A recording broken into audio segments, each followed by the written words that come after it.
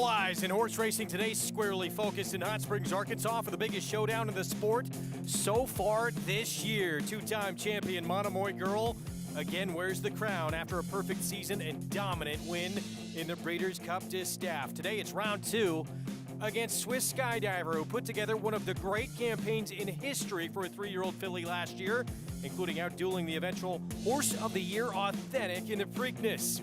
In the handicap division, Express Train has developed into a force out west. Today he's out to prove he can win outside SoCal and be a top contender in the division.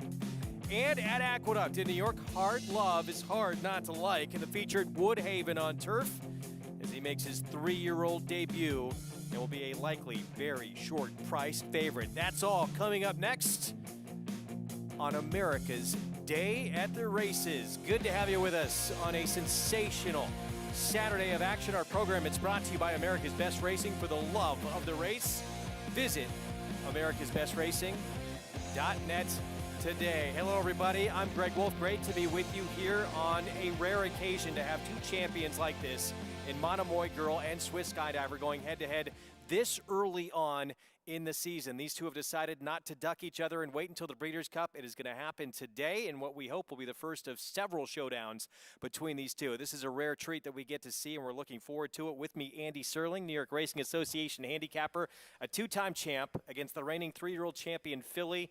And hopefully we get to see the true showdown between these two, because in the Breeders' Cup, Swiss Skydiver, obviously she didn't run a race. She didn't get out of the gate well. No, I agree. And I feel like we went to a time machine, Greg, and we got back to the 70s and 80s and even before that when good horses met throughout the year. And this is really an exciting matchup. But I have two horses at this level square off so early in the year against each other is a real treat. And I hope it's a harbinger of a lot of good things to come this year. And they both appear to be coming into this race in top form, even though it will be just the second start of the year for each of them. Let's look at Monomoy Girl now as a 6-year-old. Her return to the races as a two-time champ, and off track in that Bayacoa, sort of did what she needed to do. Brad Cox felt she didn't love the track that afternoon, but she got it done anyway. She's sort of a workman-like champion. It just feels like so many of her races look similar to all the others, mostly because she's finishing first in all of them. But she just, I mean, I remember watching this race, Greg. I don't know what you were thinking, but I thought she was kind of idling on the turn, and I thought, uh-oh, maybe Monomoy Girl didn't come back as well. But once the running got done, she cruised by that field. Now, it's in all likelihood going to take a stronger effort to get it done today. But that was her first race off a layoff, and it's really amazing the consistency she's had, especially when you consider she missed her entire 4-year-old season.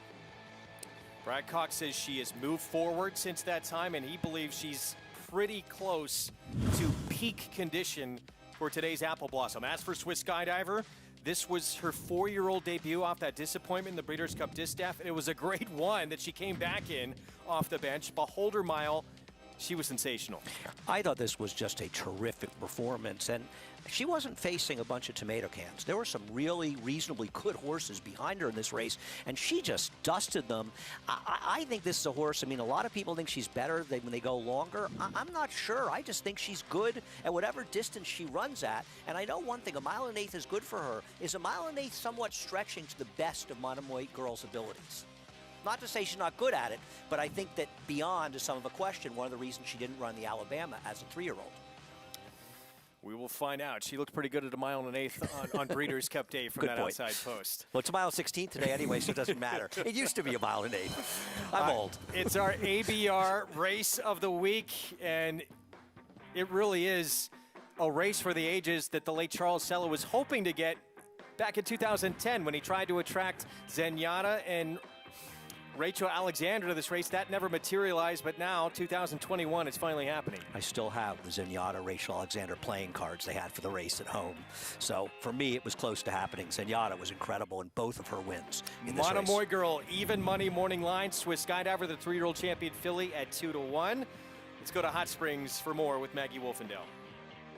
Well, I get the privilege of standing outside Monomoy Girl's stall here at Brad Cox Barn at Oaklawn as she prepares for the Grade 1 $1 million Apple Blossom and taking on Swiss Skydiver once again. Monomoy Girl, she's been preparing here at Oaklawn Park. She had that last breeze on Sunday, 47-3 under wraps with Florent Giroux, her regular rider, aboard. The showdown, it's take 2 as These fillies did meet last year in the Breeders' Cup Distaff. Swiss Skydiver, she did not get the cleanest of beginnings and therefore was stuck behind horses, never had a clear run of things. Today, she's hoping that she can have a fair shot against the two-time champion, Miss Monomoy Girl, who's standing right behind me. And what a treat it is to have this mare back racing at 6 years old.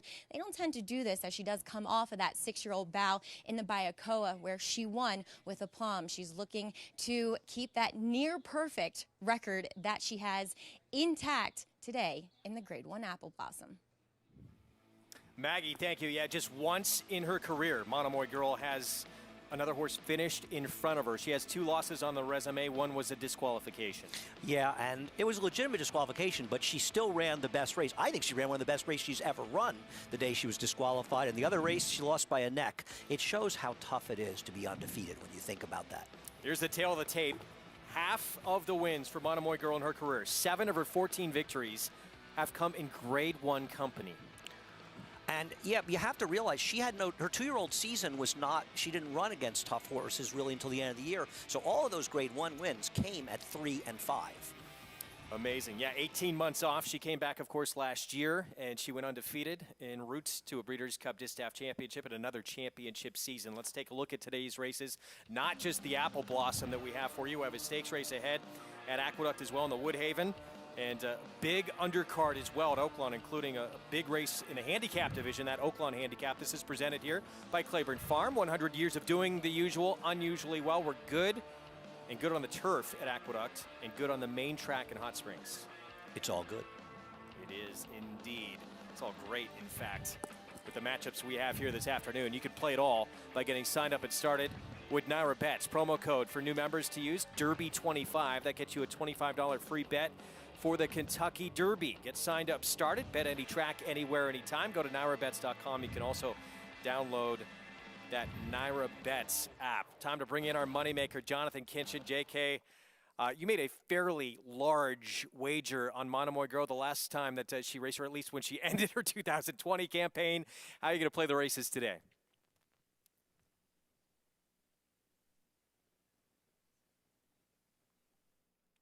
All right, well, Jonathan, we'll try and get back to you. Having a technical difficulty. I think it was too big of a wager, and our equipment just went dead because we couldn't believe how big it was going to be. I was reading lips, and he was just saying what an honor it was to be on the show with us. That's all I caught. I missed the rest of it.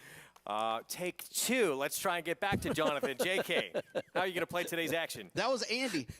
And you hear how Andy's laughing. He did something. He pushed a button so that they couldn't hear me. I like the 5 Original in the Woodhaven. Original was very impressive in November in the debut. They tried the dirt. They tried the turf at Gulfstream. That didn't work out. I like this horse. There's been 5 winners out of that maiden race, and one of those winners actually won the Wood Memorial and will be running in the Kentucky Derby. That's Bourbonic. I like Original today. He's 4-1 on the board, and I think he'll stay right around there. Yeah, 9-2 right now on Original for John Terranova, Jose Ortiz, who is already wrapped up your Meets the Leading Rider title here for this short and sweet Aqueduct Spring Meet. Congratulations. We'll be aboard. Yes, his brother's coming back tomorrow, but it'll be too little, too late to beat Jose, and it's nice to see Jose, of course, who won the Eclipse Award before his brother won his last couple of Eclipse Awards, a fine rider as well. Congrats to him. Jonathan going to the upset here. Hard love, though, from the rail. 3-5 right now. Going to be tough to beat. Yeah, I think she's a virtual cinch, and I think the only way he loses this race is if somehow the 7 Sifting Sands improves. Good luck to Jonathan, but I do not agree. 8th at Oaklawn. This is a maiden special weight. Everybody trying to get that first win on the resume. Mile and a 16th. Stiletto Boy figured to take a lot of money and is right now. Got caught late going a mile, missed by a nose, trying to lead gate to wire. And now he's going to try and stretch out to a mile and a 16th. Do you see concerns with that, trying to go longer when he couldn't finish at a mile? Well, he only lost by a nose, and they did finish 2 ahead of him. So is it that he didn't finish as much as the other horse just ran him down? Now, the one thing that may concern me, and I do think he's the one to beat, the Speeds ran 1-2 in that race. His biggest threat is the 6, Cryo, from trainer Brad Cox. Who's co-favorite, yeah, 9-5 on the board. Cryo making career start number 3. He was in that Stiletto Boy race. He was 4th behind him. Stiletto Boy was 2nd. We'll see if he can turn the tables today. Florent Giroux aboard, who has a big afternoon ahead of him. Yes, he does, but he's got to concentrate on this one right now. Well, he's riding for Brad Cox, so you don't want to annoy him at this point, right? That would be good not to. Be a bad sign, right? Regular rider of Monomoy Girl, the two-time champ that we'll see in the Grade 1 Apple Blossom, the even money favorite. And there's Cryo moving in line with Florent. He also rides Owendale in the $1 million Oaklawn handicap. There's another $1 million race there, and we're not even talking about it. That's how big the Apple Blossom is, Greg. It's incredible. Yeah, Grade 2 Oaklawn handicap. Quite a purse in itself. Important race in that handicap division, which we'll have for you. That is next here in Hot Springs. Vic Stauffer, meanwhile, with the call. Start of the late pick 5 from Oaklawn. Here's the 8th. Palmas Amos, very fractious.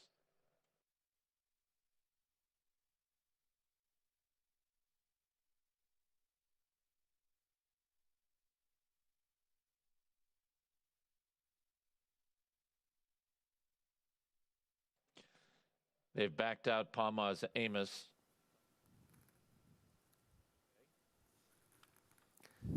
We have a rider off the 5, and that's causing the delay here. That is Steve Asmussen's Palmas Amos, upstart colt, who Ricardo Santana Jr.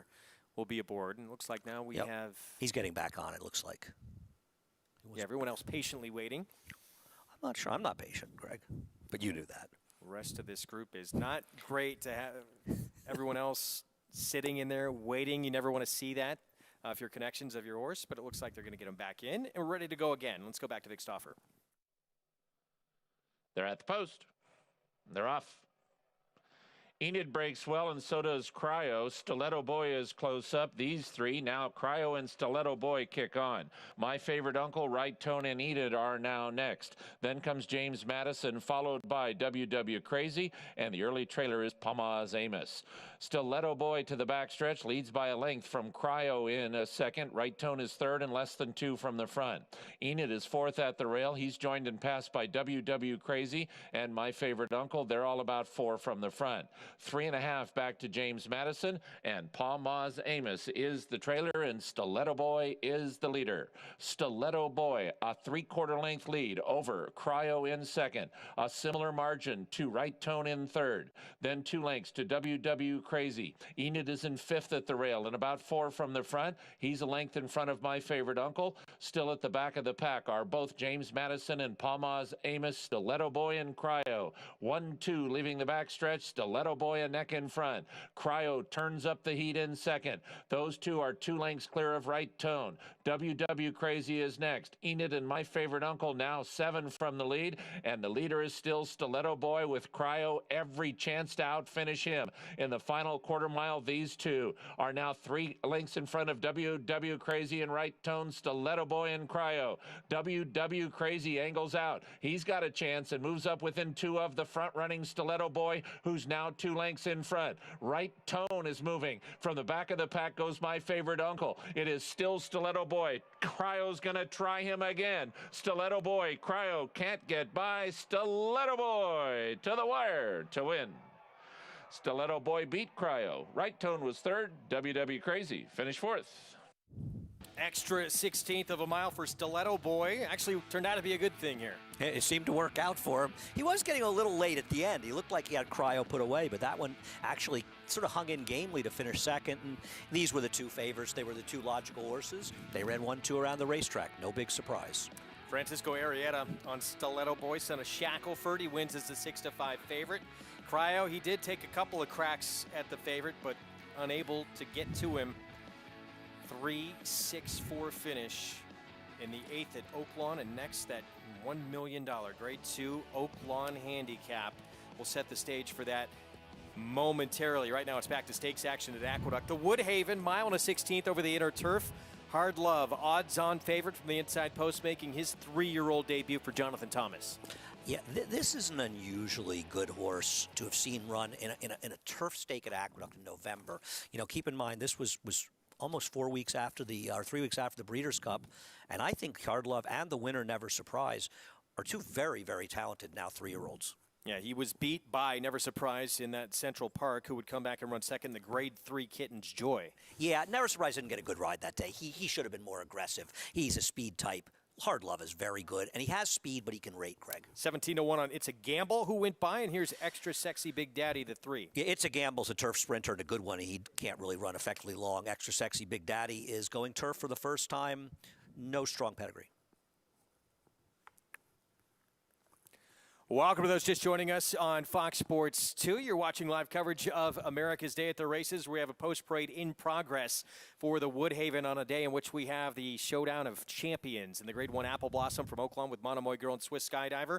That was the sixth we saw go by here at Aqueduct and Sifting Sands, the last in our post-parade here at the Woodhaven. It's a big race. Peter Brandt is, I believe, tied for the owner's lead at this meeting. And Sifting Sands for Chad Brown. Ran a nice race at Tampa to break his maiden last time. A highly regarded 2-year-old. He is the biggest threat to the favorite.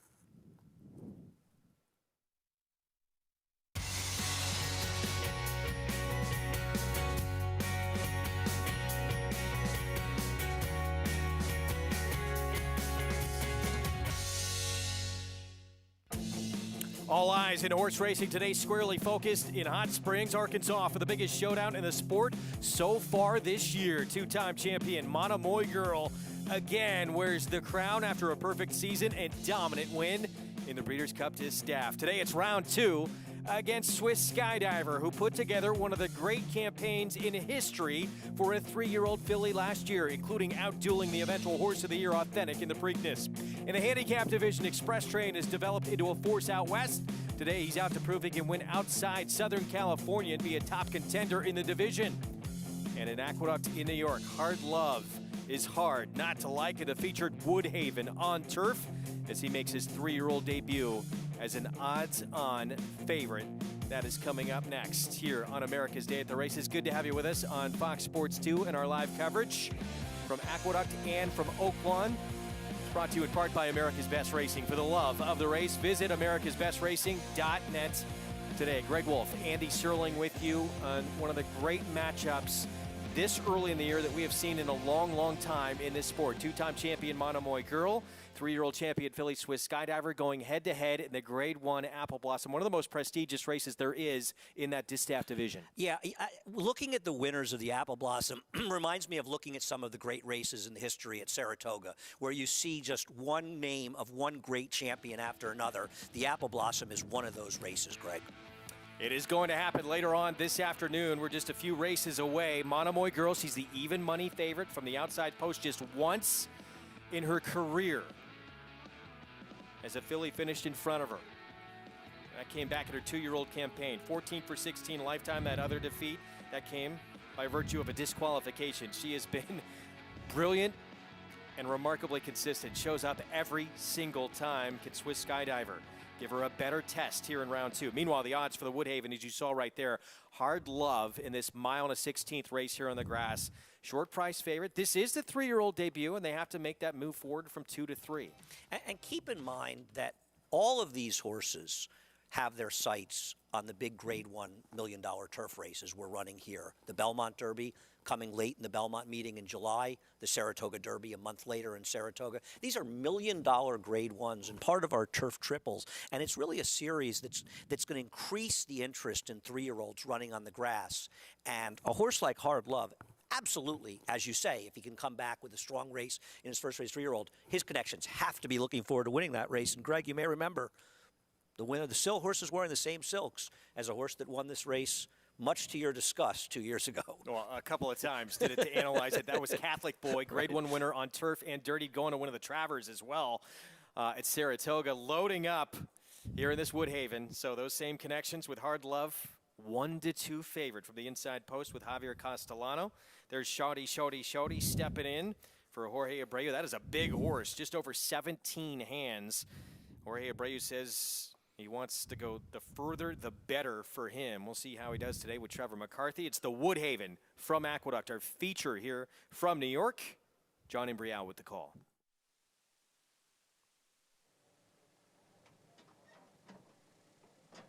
They're all in the gate. And they're off. A good beginning for Hard Love from that inside post position, and he's going out for the lead. Now Original moves up. And then it's a gamble in tight there. Extra Sexy Big Daddy, who is racing in fourth here in the early going. Minuteman is down at the rail. Then Shorty, and Sifting Sands. So it's a battle up front. Original's on the outside, and Hard Love is down at the rail. And the two of them go into the clubhouse turn. Original on the outside, And Hard Love, the favorite, down at the rail. Original is in front. Hard Love runs in second. Gap of 3. Back to It's a Gamble next in third. Extra Sexy Big Daddy on the outside runs in fourth. Shorty, Shorty, Shorty, and a Minuteman are towards the back of the pack, along with Sifting Sands. Opening quarter mile, 23 and 4/5 seconds. And it is Original, the leader here by a half length. Hard Love on the outside is second by 2.5 lengths. It's a Gamble is down at the rail. Extra Sexy Big Daddy is alongside. It's another length and a half. 2 Minute Man and Shorty, Shorty, Shorty.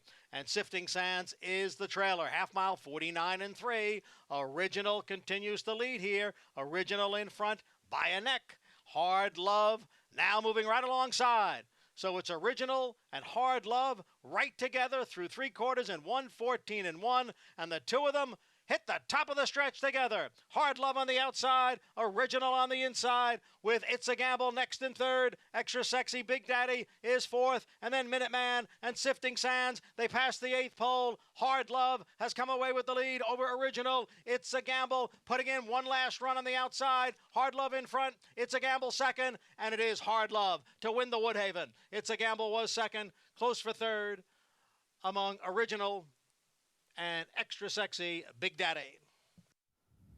Hard Love had to work, eventually does put away Original here to get the win in his 3-year-old debut. Would it be fair to say, Greg, this was a workmanlike victory for Hard Love? And as you had said before the race, you're coming back off the layup, first race to 3-year-old. I don't think they're looking for him to run some spectacular race. It's a place to get his gear started. And listen, the time seems reasonably good considering the pace, and the course has taken a lot of rain. Don't forget how much rain we had here, not only on Thursday, but we got another bunch of showers last night. So the course has some give in it. This is a very promising horse. The competition will get deeper, but it's good to get his gear started to win. It's a Gamble who's better sprinting. I thought he ran very well, actually, to finish second here, and a reasonably close second. Yeah, at 15-1, checking in second. It was Original, who battled with Hard Love throughout most of this race, who did get third at 6-1. And Original ran very well in here. It's hard when the horse that's pressing you on the outside is a horse as good as Hard Love. And there's an argument that if Hard Love wasn't in there, he might have wired the field. 1, 2, 5. Nice starting point for the beginning of his 3-year-old campaign here. This son of Kitten's Joy for Robert LaPenta, Augustin Stable, and trainer Jonathan Thomas. Yeah.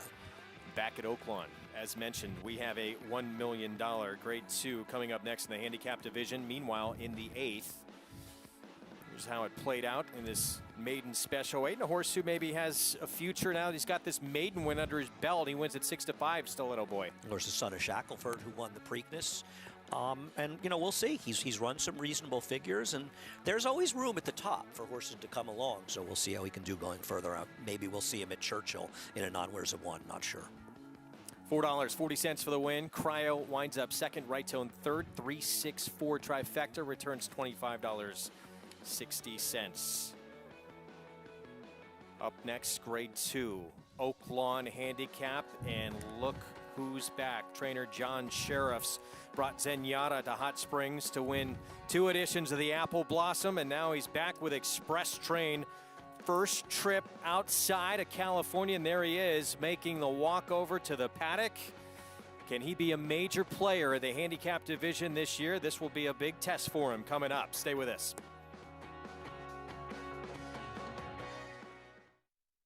This prolific son of AP Indy has sired over 50 stakes winners and over 100 stakes horses. Star performers include Eclipse champion West Coast, UAE 2000 Guineas winner Muhid, and Kentucky Oaks hopeful Search Results, plus these recent standouts.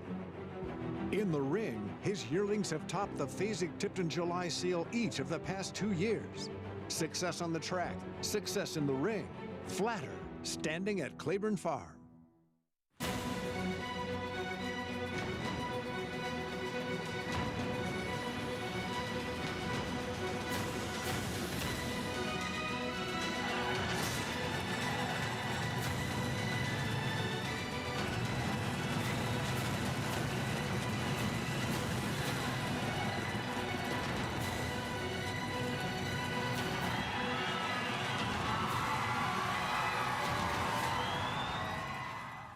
The ultimate accolade for a racehorse is to be named Horse of the Year.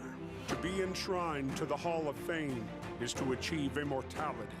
As a stallion, genetic immortality is defined in 2 words: breed shaper, plain and simple. 2-time Horse of the Year and Hall of Fame inductee, Curlin, is just that. Breed shaper, Curlin, the classic sire.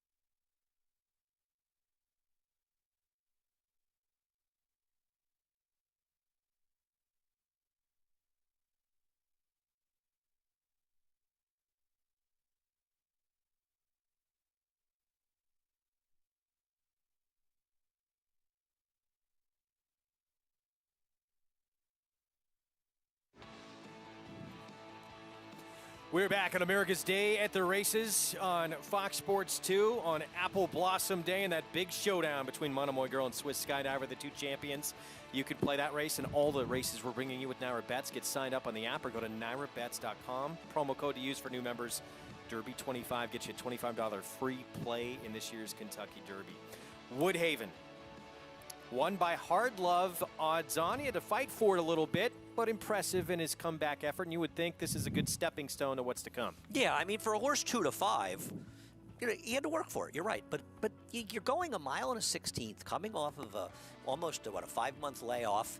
It's not the easiest thing to do, and I'm sure it's one thing when you're getting ready for the Derby. They probably have a race like the Pennine Ridge at a mile and 1/8 at Belmont as a stepping stone to the mile and a quarter Belmont Derby, and with Kitten's Joy as a sire, Greg, you'd have to think distance shouldn't be a problem.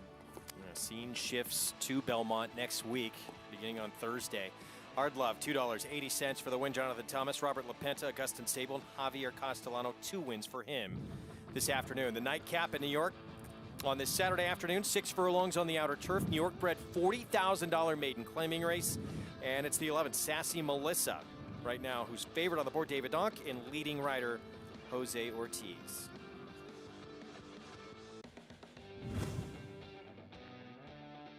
And here comes Zenyatta under a full head of steam on the extreme outside. 4 of them across the track, and it is Zenyatta to the outside with Brownie Points. Ginger Punch can't keep up. It's Zenyatta and Brownie Points as they drive for the wire, but Zenyatta under Mike Smith is going to pull away, and Zenyatta goes to 4 in a row with a flawless performance, winning the Apple Blossom by 4.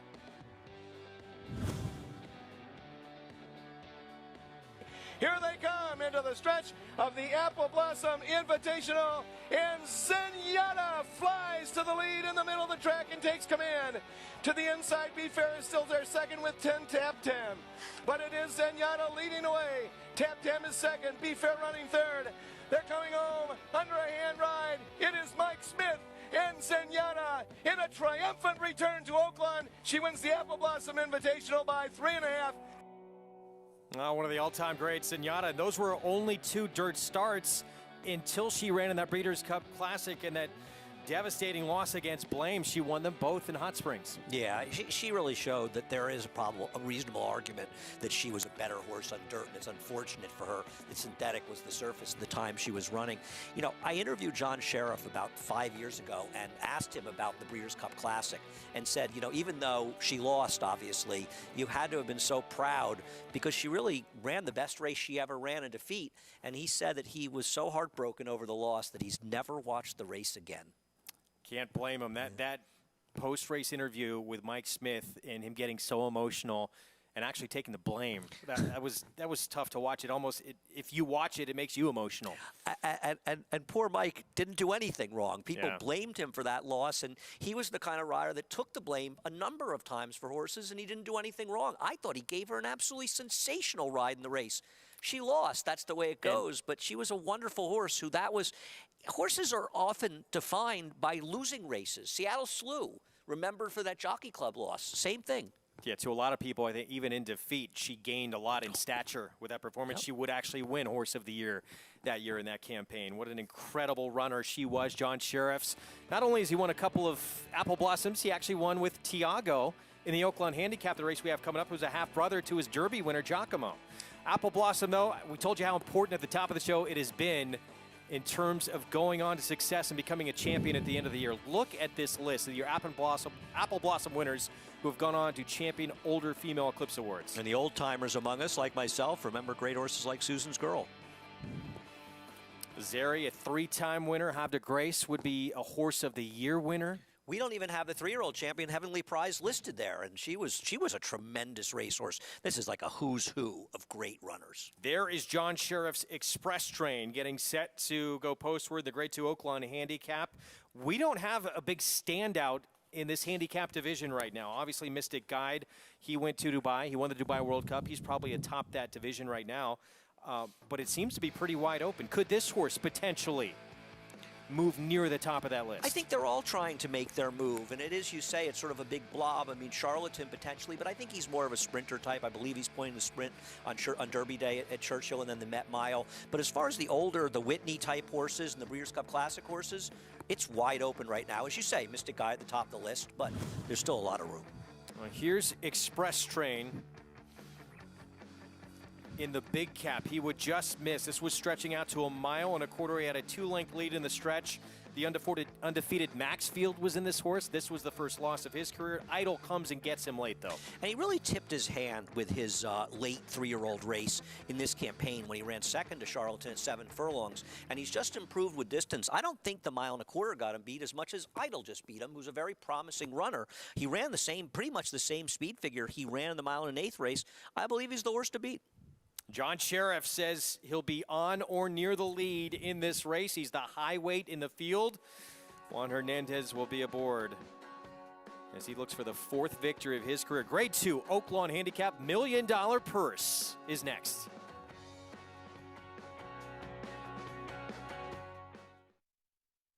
No sport in the world brings the wins home like racing. It's one-of-a-kind, high-speed, high-stakes action, and Naira Bets takes you there. Place your bets and watch the races live from anywhere. With Naira Bets, make easy, secure deposits and promotions every day to earn reward points or cash. Download the Naira Bets app or visit nairabets.com.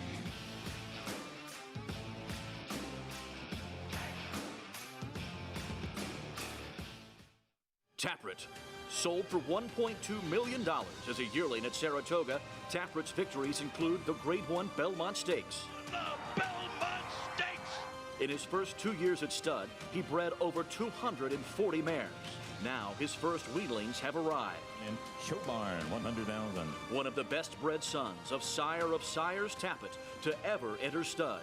Classic winner and stakes record setter TAPIT, standing at Gainesway.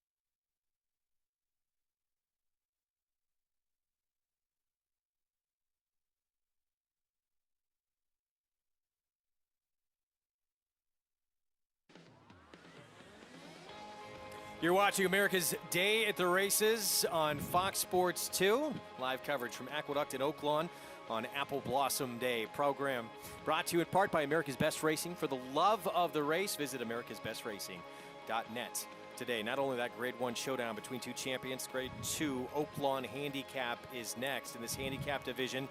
Purse of $1 million. And a lot of interesting new faces who could become factors in this division out to prove themselves today. No, I totally agree, and Express Train is clearly one of them.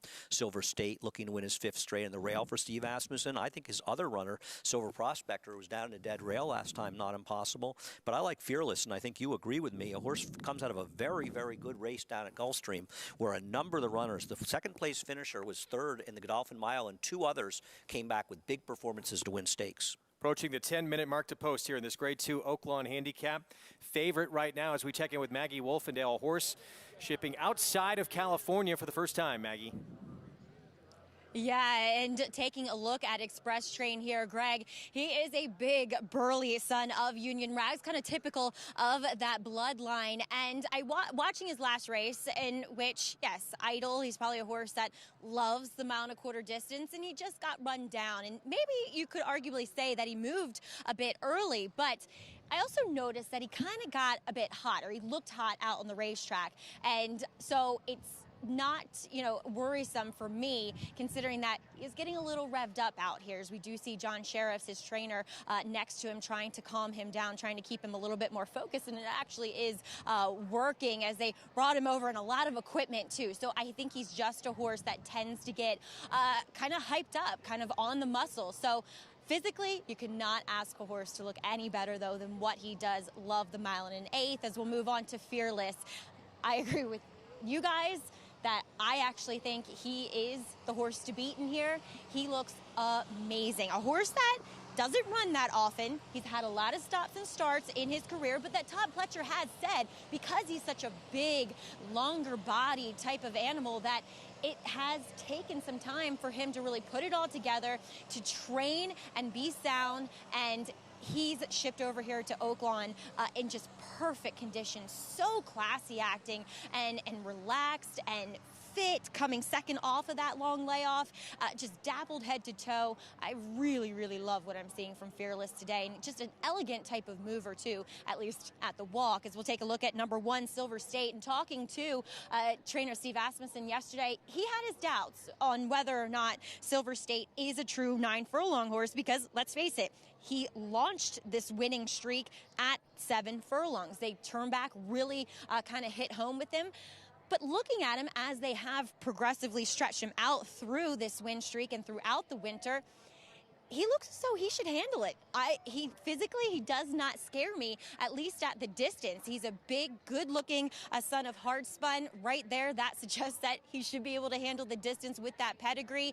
Looks tremendous here, and he's such a laid-back customer. He kind of has that white eye, and he just kind of looks at everybody like he's like a human. But I really like these inside 3 horses. They look the best, Greg. Thanks, Megan. There's the one. That was Silver State, who Maggie was just talking about. He's won 4 in a row. But as Maggie pointed out, that streak started winning a couple of races at 7/8 of a mile. Real quick, you can earn a $20 bonus on your winning Apple Blossom bet with the NyraBets app. To qualify, just place a $25 win bet on any one horse in the Apple Blossom at Oaklawn today through the NyraBets app. And if your ticket hits, you'll earn a $20 bonus. Good luck to everybody. And getting back to Silver State, I never want to, knock too much of Steve Asmussen, improving horse, going a distance around. Greg, I don't think he gets better with more distance. No disrespect for the cool rated R superstar, the 7 in here. This competition is much tougher, and he barely beat him last time. He beat Rated R Superstar, and he beat Nidops, who actually had won the Essex the year before. It was the Essex in which he beat him.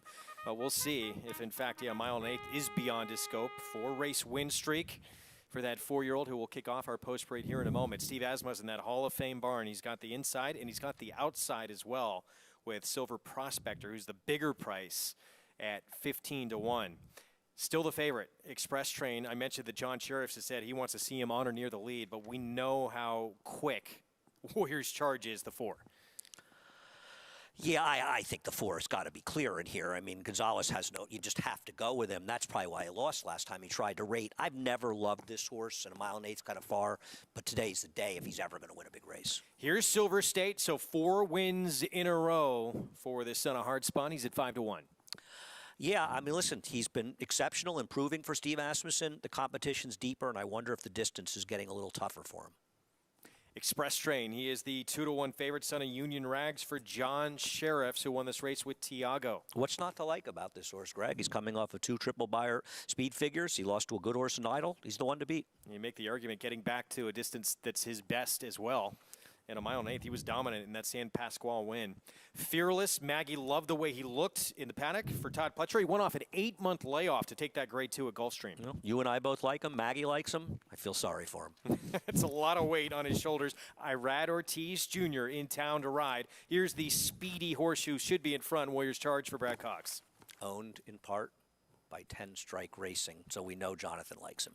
No question, but we don't have to drink when you say it, only when Jonathan does. Guess Sweet, 39-1. That's a big price on a horse who just beat Warriors Charge, but might be better at a mile. Yeah, and I think he benefited from Warriors Charge rating that day where he's better on the front end. But in fairness to him, it's one of the best races he ever ran. Seems like Owendale has been around for a decade almost. Another Brad Cox runner coming off a narrow defeat. I have no idea who's taking this horse at 4-1. He can't win against weaker horses. I think he's better shorter. I just don't get him at all. 26-1 on Rated R Superstar. Again, he was just beat by Silver State last out. He's not good enough to beat these, but he is one really cool racehorse that comes from way back. And 15-1 on Silver Prospector for Steve Asmussen. Coming off his best career buyer speed figure when he was racing down in a dead rail against Mystic Guide, he's a long shot that shouldn't be overlooked. If somebody wants to give me about 5-2 and he's 4 times the price now that he finishes ahead of Owendale, I'm in. He's been favored throughout. Express Train standing by with the trainer. Let's go to Maggie. Yeah, pleased to be joined out here on the infield grass with John Sheriffs. And John, first time I believe you've been out to Oaklawn since Zenyatta, the great Zenyatta. What was behind the decision to bring Express Train here to Hot Springs? Well, you know, the purse is fabulous, right? How can you resist a $1 million purse? And how has he shipped in? He shipped in here Tuesday. How has he been training leading up to this effort? You know, he shipped in really well. This is his first time on the road, so we didn't really know what to accept, but he's handled it great. I was fortunate enough to go into Dwayne Lucas's barn, so that was great. That was fun. I knew him in California and consider him a friend. It is a beautiful setting back there, that's for sure.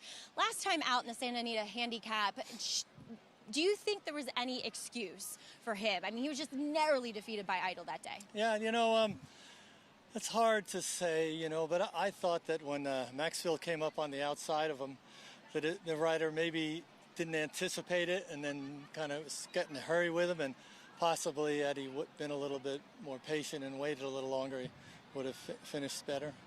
Back to 1.8 miles today to boot. Best of luck, John. Thank you for your time. Thank you.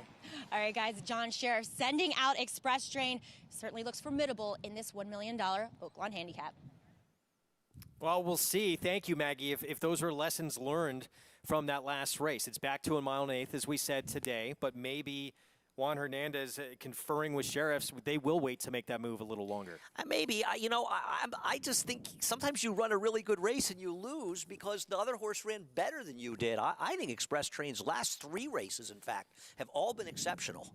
Brad Cox, he has a duo of runners in this race coming up as well, including Owendale, the 6 horse at 4-1 on the board. He was 3rd back in that 2019 Preakness against War of Will.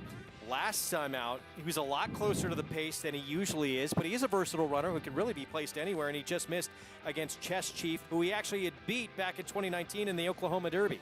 In general, when you see a blanket finish where 4 horses finish inches apart at the wire, it's far more likely it was a weak race than a good race, because it's much more likely that everybody didn't run that well, that everybody ran exceptionally well, and the buyer speed figure backs it up. Owendale's a neat horse. He's made almost $1.5 million, but the reality is, as good as he is, he's been a bit of a disappointment. And if he couldn't win last time, Greg, I don't see how he beats a field of this quality, which in my opinion is significantly stronger. We'll see if he indeed does sit back. You would think with Warriors Charge in here from the Brad Cox barn, it's going to be forwardly placed. Owendale's going to maybe sit back a little bit further as he's used to doing. Probably. I've always felt that is a one-turn mile. If he gets a quick pace, as you often do in this race, it makes one run. That suits him best. Well, the speedster from the same barn, he ran really big in this race last year. He got narrowly beat by my standards trying to go gate to wire. Right, and arguably one of the best races he ever ran. And last time out, though he lost it 1-2 to Guest Suite, who's a big long shot here, when they went a little fast, they took him back, and it took him a bit out of his game. And who knows, maybe he didn't love the good sealed track that day as well. I think on the front end gives him his best chance, and he is an upset possibility. Can he get loose and go gate to wire? He's 7-1 on the board from the powerful barn of the reigning Eclipse Award winning trainer, the first award of that in his career. Brad Cox, look at what he has done year by year in terms of earnings. It's been incredible. I can't believe we've shown 2 races on the show, and one of them he lost. I mean, it's sort of shocking when he does that. Obviously, he had a great Breeders' Cup, which propelled him to that Eclipse Award. 4 winners. A tight battle, but 4 wins, including the likely favorite for the Derby and Essential Quality. It's a very big time of the year for Brad Cox right now. A lot of pressure, but I'm sure Brad can handle it. And, of course, the one who really sort of catapulted him into the forefront of this sport. She'll be back in action today. That, of course, Monomoy Girl, with more on this Oaklawn Handicap. And the speedy Warriors Charge. JK, what are your thoughts on him? Well, first off, 10 strike, 10 strike, 10 strike for everyone playing along at home. Look, I like Warriors Charge. I disagree with Andy, which doesn't happen very often. I actually think he's better longer because he can really use that speed to get other horses off the bridle, get them in chase mode. 2 of his best races he didn't win. The Oaklawn Handicap last year and the Preakness. I thought he ran really well in the Preakness when he was a 3-year-old out on the front end being aggressive. I think Warriors Charge will be aggressively sent to the front end. I felt like the last race was a prep race. And if Warriors Charge can't hang on, I think Fearless, the 3 horse, is going to get that setup that he's always looking for. He's developed a little bit of a bad habit, at least for a bad habit to me, of falling way out of the race. But I think he'll get the pace he needs because Warriors Charge is going to be aggressive out there. But what do I know? How about we talk to the person who picks Super Stock at a huge price? Maggie, what's going on over there? Well, thanks, JK. I'm on Team JK as far as the argument with Warriors Charge. I've always thought that about him, Jonathan, in that he's a big horse. He needs to be able to get in that stride, get into that rhythm. He is second off of a layoff. You could not have a horse looking any more fit and strong than what he does. He's sharp, as a pace horse should be, really rounded out throughout those hindquarters. And last time watching that race, which actually was the first time he'd ever been over a wet track previously, and it just seemed as though he was just spinning his wheels a bit and just never looked entirely comfortable either, as he was kind of taken out of his game too, not being on the front end. I prefer, of the 2 Brad Cox horses, the higher price number 4 Warriors Charge, as Owendale, I don't know. I've seen his act enough, to be honest. He's starting to smell of a horse that just hangs. I don't love his appearance today. He probably, of the shorter price horses, the one I like far least. Owendale's going to beat me. Let's put it that way. And I thought Flo did a great job keeping him close to the pace last time, getting him involved, and he still was unable to get the job done. As number 8, Silver Prospector, the other Steve Asmussen horse, who Steve kind of seems fairly confident about him.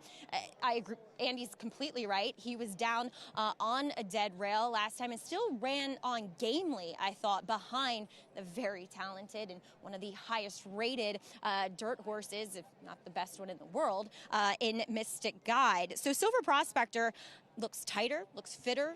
I think he benefited, at least from that last race, and emerged out of it kind of even doing better than what I gathered him going into it. Greg? All right, Maggie, thank you. 17-1 on the other Steve Asmussen horse, the Hall of Fame trainer from that outside post. Big price. He's got the Rail Runner as well, where there's distance questions with Silver State, who's trying to win his 5th in a row. Favorite, now even the shortest price we've seen on him yet, remains Express Train. And I think early on in this race, it's going to be interesting to see how close he tries to stay to Warriors Charge. Well, I have to assume Warriors Charge will be in front. I would think Silver State is the one who's going to be sitting behind him, and maybe even Silver Prospect will loom up there, and he probably should be sitting behind them. So third or fourth, I would assume it'll be early. Obviously, it always depends on how quickly they're going. They don't usually go that quickly in races, so they probably won't. They'll probably be relatively close together. I think some depends on how much speed the 8 shows, but the others seem like closers, and that's one of the concerns for Fearless, because he managed actually to be a little bit more in the game in his last race, much like he was in his first couple of races. He seemed to develop a bad habit last year of just dropping completely out of the races. And I think, Greg, you'll remember when the long shot Dumpf beat him 4 races back. I mean, he looked like he was in a different county. We all thought he wasn't even running. And I think that's the thing with Fearless. Can he keep himself more in the game? I'm not worried about Express Train. He'll get position.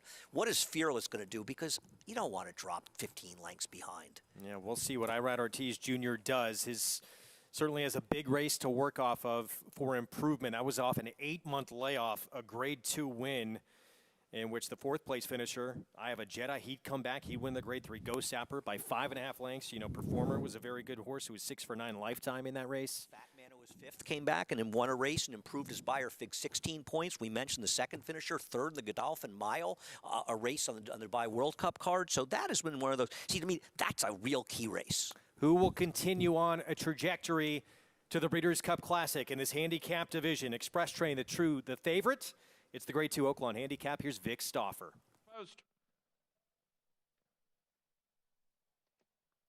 They're off. Warriors Charge and Fearless along with Express Train. These 3 are quickest. Warriors Charge and Express Train 1-2. Fearless away in 3rd, then Silver Prospector and Silver State. At the back of the pack are Owendale between horses, Rated R Superstar 3 deep, and a slow start has Guest Suite at the back of the pack. It's Warriors Charge to set the fractions to the back stretch, and he leads by 2 lengths from California Invader. Express Train in 2nd. Fearless is tucked in at the rail. He's 3rd and 2.5 from the front, with Silver Prospector 3 wide in 4th and 3 from the lead. Those 4 have sprinted about 4 lengths clear of Silver State. Owendale's alongside him, and Rated R Superstar goes with him. Then it's 5 lengths last to get Sweet. Midway on the backstretch in the 75th Oaklawn Handicap, Warriors Charge is doing it nicely. Warriors Charge leads by 1.5 lengths from Express Train and Fearless, who eyeball each other and the front runner. Silver Prospector is still 4th and now 3 from the front. Owendale has taken 5th. He's 5 off the lead. Silver State inside of him. Rated R Superstar outside. Guest Suite has trailed throughout. Warriors Charge has led throughout. It is Warriors Charge. Here comes long shot Silver Prospector up into 2nd. He's within a neck of the lead. Express Train is still there between horses. The whip is out on Fearless. Back of the pack comes Guest Suite. Final furlong, Silver Prospector. Warriors Charge. Express Train between horses. Silver State is in with a chance. Fearless is at the rail, and Owendale make it 6 across the racetrack. Silver State emerges. He's got the lead. Owendale, Fearless up the rail. Silver State, Fearless, Silver State. 5 in a row and $1 million win in the Oaklawn Handicap for Silver State over Fearless. Express Train and Owendale. 1 1/8, apparently well within his scope. Make it, yes, 5 in a row now for this on a hard spun Silver State for the Hall of Fame barn of Steve Asmussen. Yet another Steve Asmussen horse I got wrong, and gets the job done. He was much farther back, at least, than I had thought he would be in here, and he just came running down the stretch, and it's not as though the pace totally collapsed. I don't think it was particularly strong pace. He ran a very good race to win it. Fearless could never get outside to make his run, and I think that might have muted him a little bit, but take nothing away from Silver State. He ran very well to get it done. Owendale made a big run down the stretch, looked like he might get there, and he remembered he was Owendale. Express Train, he ran fine. He wasn't good enough. Silver State the win. Fearless checks in 2nd. Express Train is the favorite in 3rd. But Maggie, this win streak continues for Silver State. He's just a horse that is doing well. You got to strike when the iron's hot. Tremendous training job here once again by the Hall of Famer, Steve Asmussen. And I mean, they pretty much rule Oaklawn, let's face it. Ricardo Santana and Steve, as this horse, he started this campaign at 7/8. and now we just won at 9 furlongs. Not always the easiest thing to do, but yeah, Fearless, just an odd race. Andy is completely right. He just never seemed comfortable whilst inside, but a decent effort nonetheless to make the exacta. Greg? Kind of want to watch the early part of the race because the surprise was, at least to me, Fearless was actually the spot that we kind of thought that Silver State would be in. And if you watch the start of the race, it seems clear that Irad Ortiz and Todd Pletcher likely were aware that Fearless is a horse that can kind of take himself out of races, because I felt, and we'll try to get a chance to look at the start, that Irad did a really, watch Irad Ortiz, Greg, on the 3, Fearless. He's going to ask this horse so he can get position early. Just see him, he's riding him out of there, right? And that's a little unusual for him. And I feel like Irad thought if I can ride him a little bit at the beginning, he'll get into stride earlier and not fall back. Don't blame Irad. He was in the garden spot. He just couldn't get out, and he had to go through in the rail. Not saying he should have won the race, but I think if he had gotten to make an outside run, perhaps he would have been a little more comfortable. In the end, he checks in second. Silver State just on an incredible run right now, and a horse who has an affinity, obviously, for this racetrack. He's 3 for 3 at Oaklawn. I mean, you know, but listen, he's run well at Churchill. He's run well at Keeneland. He's just a good horse right now, and the distances don't seem to be a problem. I'd have to imagine the connections will be looking at a race like the Stephen Foster at the end of the Churchill meet at the end of June, and if he runs well there, we'll see him in Saratoga for the Whitney. And, of course, these are the same connections. Well, 2 different owners. One of them owned Gunrunner, and the other of them rode Will Take Charge. So we've seen him in the winner's circle in some big races at Saratoga. Horse who was on the Triple Crown Trail last year, and now late in his 3-year-old campaign and now early into his 4-year-old campaign, he really appears to be blossoming. Nightcap in New York. New York bred 40 maiden claiming sprint on the turf, where Sassy Melissa remains the favorite. I like Sassy Melissa in this race. I just didn't think that she'd be that short a price, and she's the clear-cut favorite. If you watch her debut when she went 7 furlongs, a very hard horse to ride for John Velasquez and lugging in. We'll see if she's improved and gotten more comfortable. Turf sprinting is what she wants to do. But, Greg, the 13 Call Me Carmelita, who got in off the also eligibles, I don't know about the turf influence in the sire side, but this horse is taking money at 5-1. Javier Castellano has the mount, and the dam herself won 5 of 18 turf races, hit the board 13 times, and won over $200,000. So there is pedigree, at least on the dam side. Yeah, that's Indian Splendor. She was a stakes winner sprinting on the turf as well at Monmouth. Javier Castellano will ride. Let's check in with Jonathan to see how to play this nightcap from New York. JK.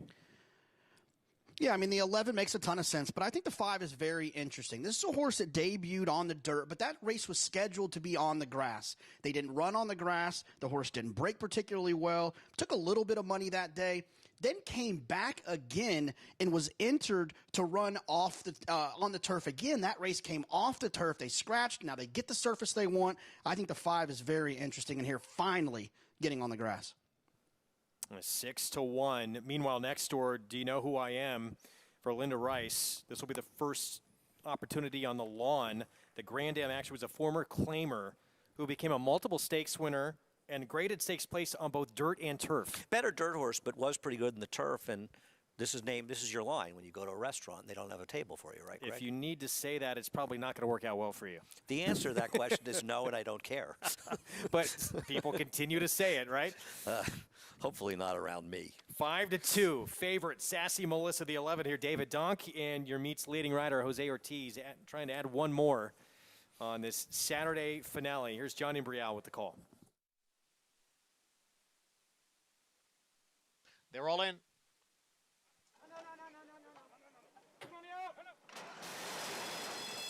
And they're off. They all came away to a good beginning. Do You Know Who I Am is there, and down on the inside it is Millstone Creek. Men's Amends is 3 wide. And on the outside, extreme outside, is Orma, who's a close-up 4th. Tails I Win It in between horses in 5th. Sassy Melissa alongside in 6th. La Reine Rouge down at the rail in 7th. Call Me Carmelita is next in 8th. Willow Grove is in 9th.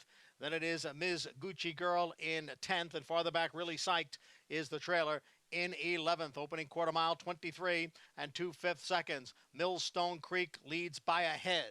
Do You Know Who I Am on the outside, and Orma is gaining ground now from 3rd. Men's Amends dropping back towards the rail in 4th, being passed there by Sassy Melissa. Then it is Tails I Win It and Willow Grove.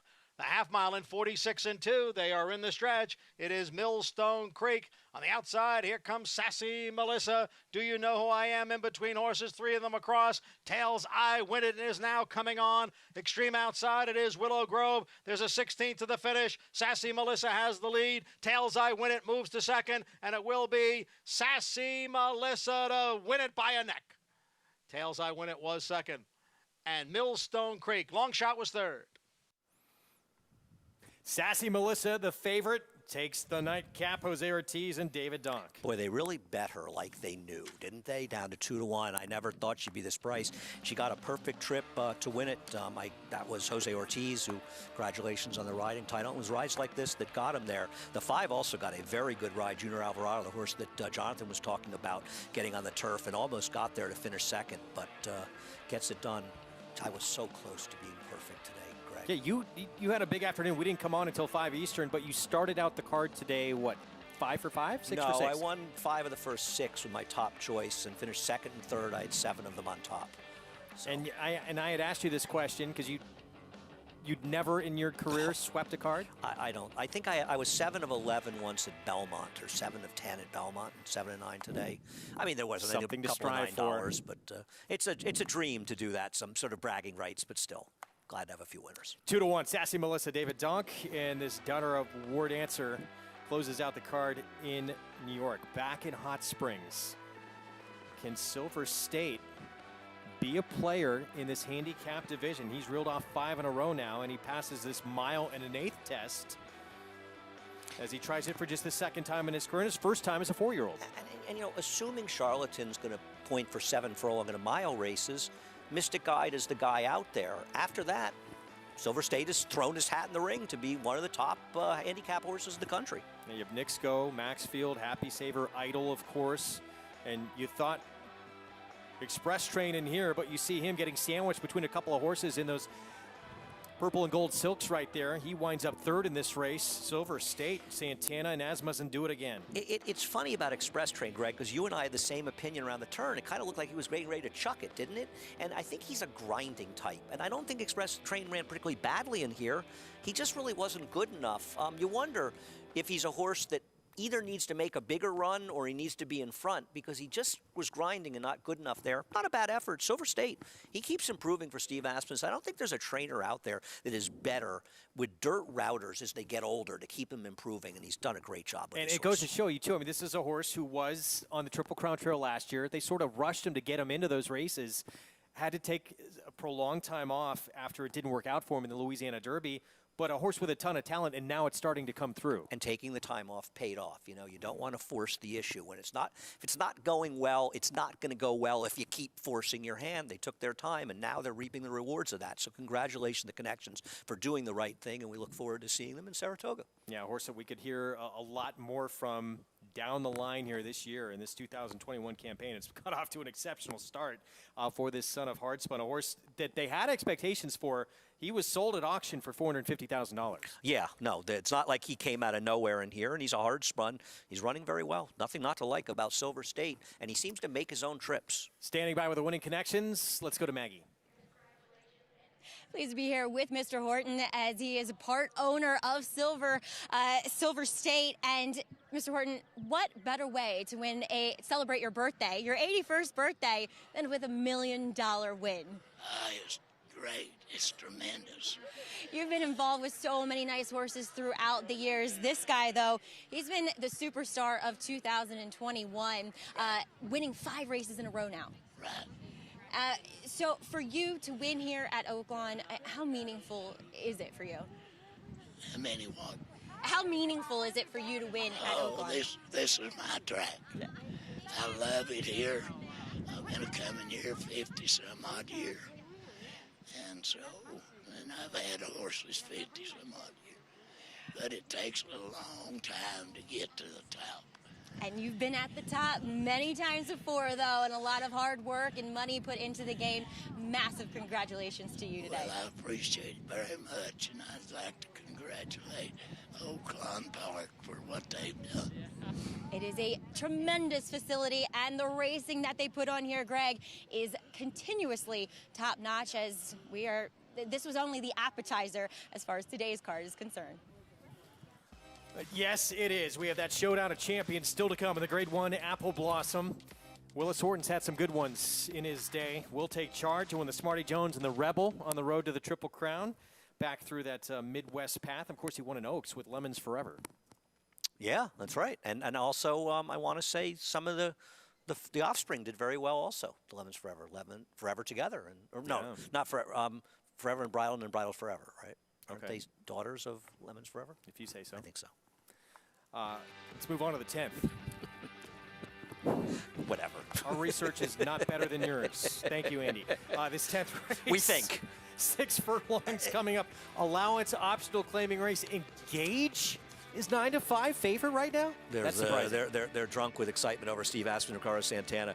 I know we've got an amazing race coming up, but people, Welder, if you're not familiar with the 4 Welder, get those PPs and take a look at a horse that's 26 for 38 lifetime with 9 seconds and thirds, an 8-year-old. If this isn't one of the coolest horses racing, I don't know who is. He's a 2-time Oklahoma Horse of the Year, 7 more wins, and he moves into the top 100 all-time in North America among win leaders. Pretty incredible. Still to come, Swiss Skydiver champion 3-year-old filly getting another go. And Monomoy Girl will this time go better than the Breeders' Cup Distaff. Kenny McPeak sure thinks so. Stay with us. We'll be back.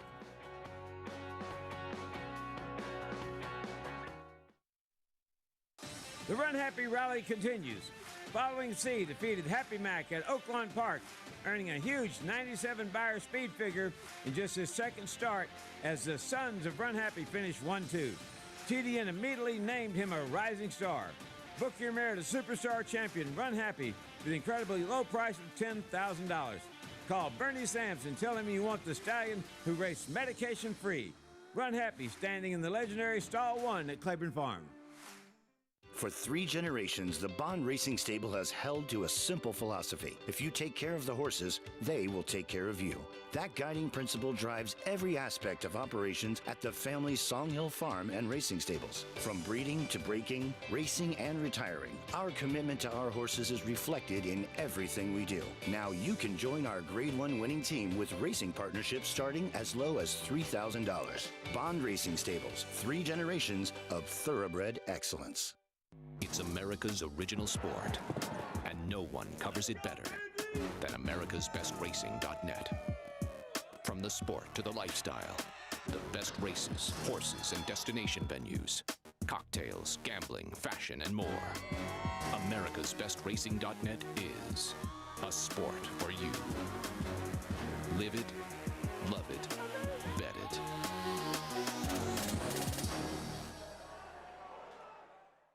Racetrack Television Network brings you every race, from every track, on every screen, every day. With monthly packages starting as low as $5, RTN gives you great value and access to more live HD streaming and race replays than anyone. Visit RTN.tv today to sign up and watch on almost any device, including Roku and Amazon Fire. Use promo code TRYRTN for a 5-day free trial.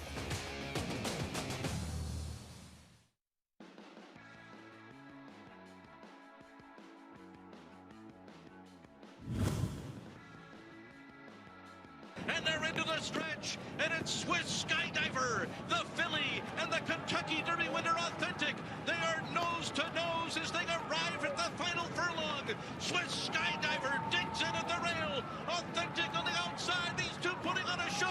The Derby winner and the filly. Swiss Skydiver inside. Authentic outside. They're nose to nose all the way to the wire, and it is going to be a photo finish. Was it the filly? Swiss Skydiver, I think she did it. That was one of the great moments we've had in Triple Crown history. It just sent chills down your spine seeing that stretch run. The filly, Swiss Skydiver, holding off your eventual Breeders' Cup Classic winner, the Derby winner, and your Horse of the Year Authentic. I can still remember you and I sitting at Belmont, and both of us saying, how is Swiss Skydiver 11-1 in this race? What a remarkable year she had last year.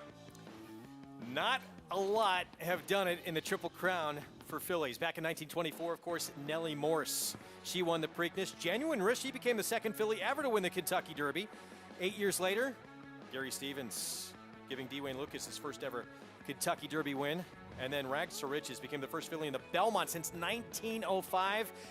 A lot of people comparing Rachel Alexandra's 3-year-old filly campaign to what Swiss Skydiver did. Yeah, I mean, Rachel Alexandra was obviously better, and she achieved some unbelievable things, but there are similarities. And when you think about the races she ran, the crown she covered, took on all comers and ran incredibly well pretty much every single time, I think it is a reasonable comparison. But Rachel Alexandra was a one-of-a-kind and something that, for me, I'll remember for a lifetime. One of the most incredible years ever. And that Woodward win is one, Greg, that I'll just never forget it. She beat males 3 times, of course, the Preakness. She also beat older males to end that campaign, in the Woodward at Saratoga. That was that historic win. Swiss Skydiver, though, she crisscrossed the country in a throwback campaign. She went to Tampa, Fairgrounds, Gulfstream, Oaklawn, Santa Anita, Keeneland, Saratoga, Churchill, Pimlico, all over the place, and she continued to perform and show up time after time. She was like George Clooney's character in Up in the Air. She was traveling all over the country, back and forth and everywhere. And don't forget, she was in Florida first, Florida to Oaklawn. 9 different tracks, 3 different time zones, posting 5 victories along the way. Just an incredible campaign. You do not see horses have these kind of years anymore, just in terms of the volume and the travel that she did.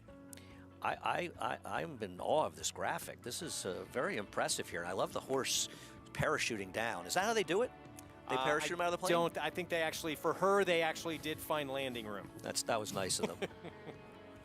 What will happen in start number 2 here of her 4-year-old came at, by the way, a racetrack that, yes, she visited last year. That was a Grade 3 Fantasy, where she somehow escaped at 16-1 because people still did not yet believe who she was yet. She kind of surprised everybody in the Gulfstream Park Oaks when she went gate to wire at 9-1, and then she was 16-1 in her only other visit here to Oaklawn. It's our ABR race of the week. Grade 1 Apple Blossom, 2 champions going head-to-head. Round 2 between Swiss Skydiver and the 2-time champion Monomoy Girl. And for Swiss Skydiver, Andy, she's drawn inside here.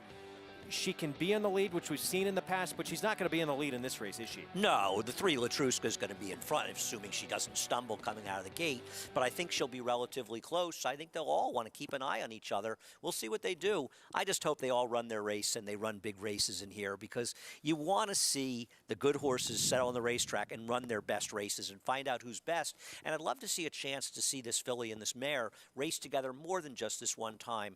Racehorse and champions shouldn't happen because of one race. It should happen because of a campaign. And if they get a chance to meet in this race, races like the Phipps at Belmont and Belmont Day, the Personal Ensign at Saratoga, and then the Breeders' Cup, you get a chance to see them, give them a chance for one of them to have an off day and then recover by winning the other races. We'll see what happens. Who knows? Maybe this will have people say, hey, we're going to take more shots, more. Other owners. Let's not duck people until the Breeders' Cup. That would be great to see. This Apple Blossom today, not just a tremendous race to watch, it's one to play as well. You can earn a $20 bonus on your winning Apple Blossom bet with the NyraBets app. Got to do it through the app to qualify. Place a $25 win bet on any one horse in the race through the NyraBets app. If your ticket hits, you'll earn a $20 bonus. Go to nyrabets.com, but you got to do it again on the app. So NyraBets app is where you take advantage of that. We're going to take a break. 17 minutes away from the 10th at Oaklawn, and then it's Apple Blossom time. Monomoy Girl. As close to perfect as you could hope for in a career. We'll have the story of her excellence coming up. When we return, she is one of a kind, and you're going to see her live in action right after the break.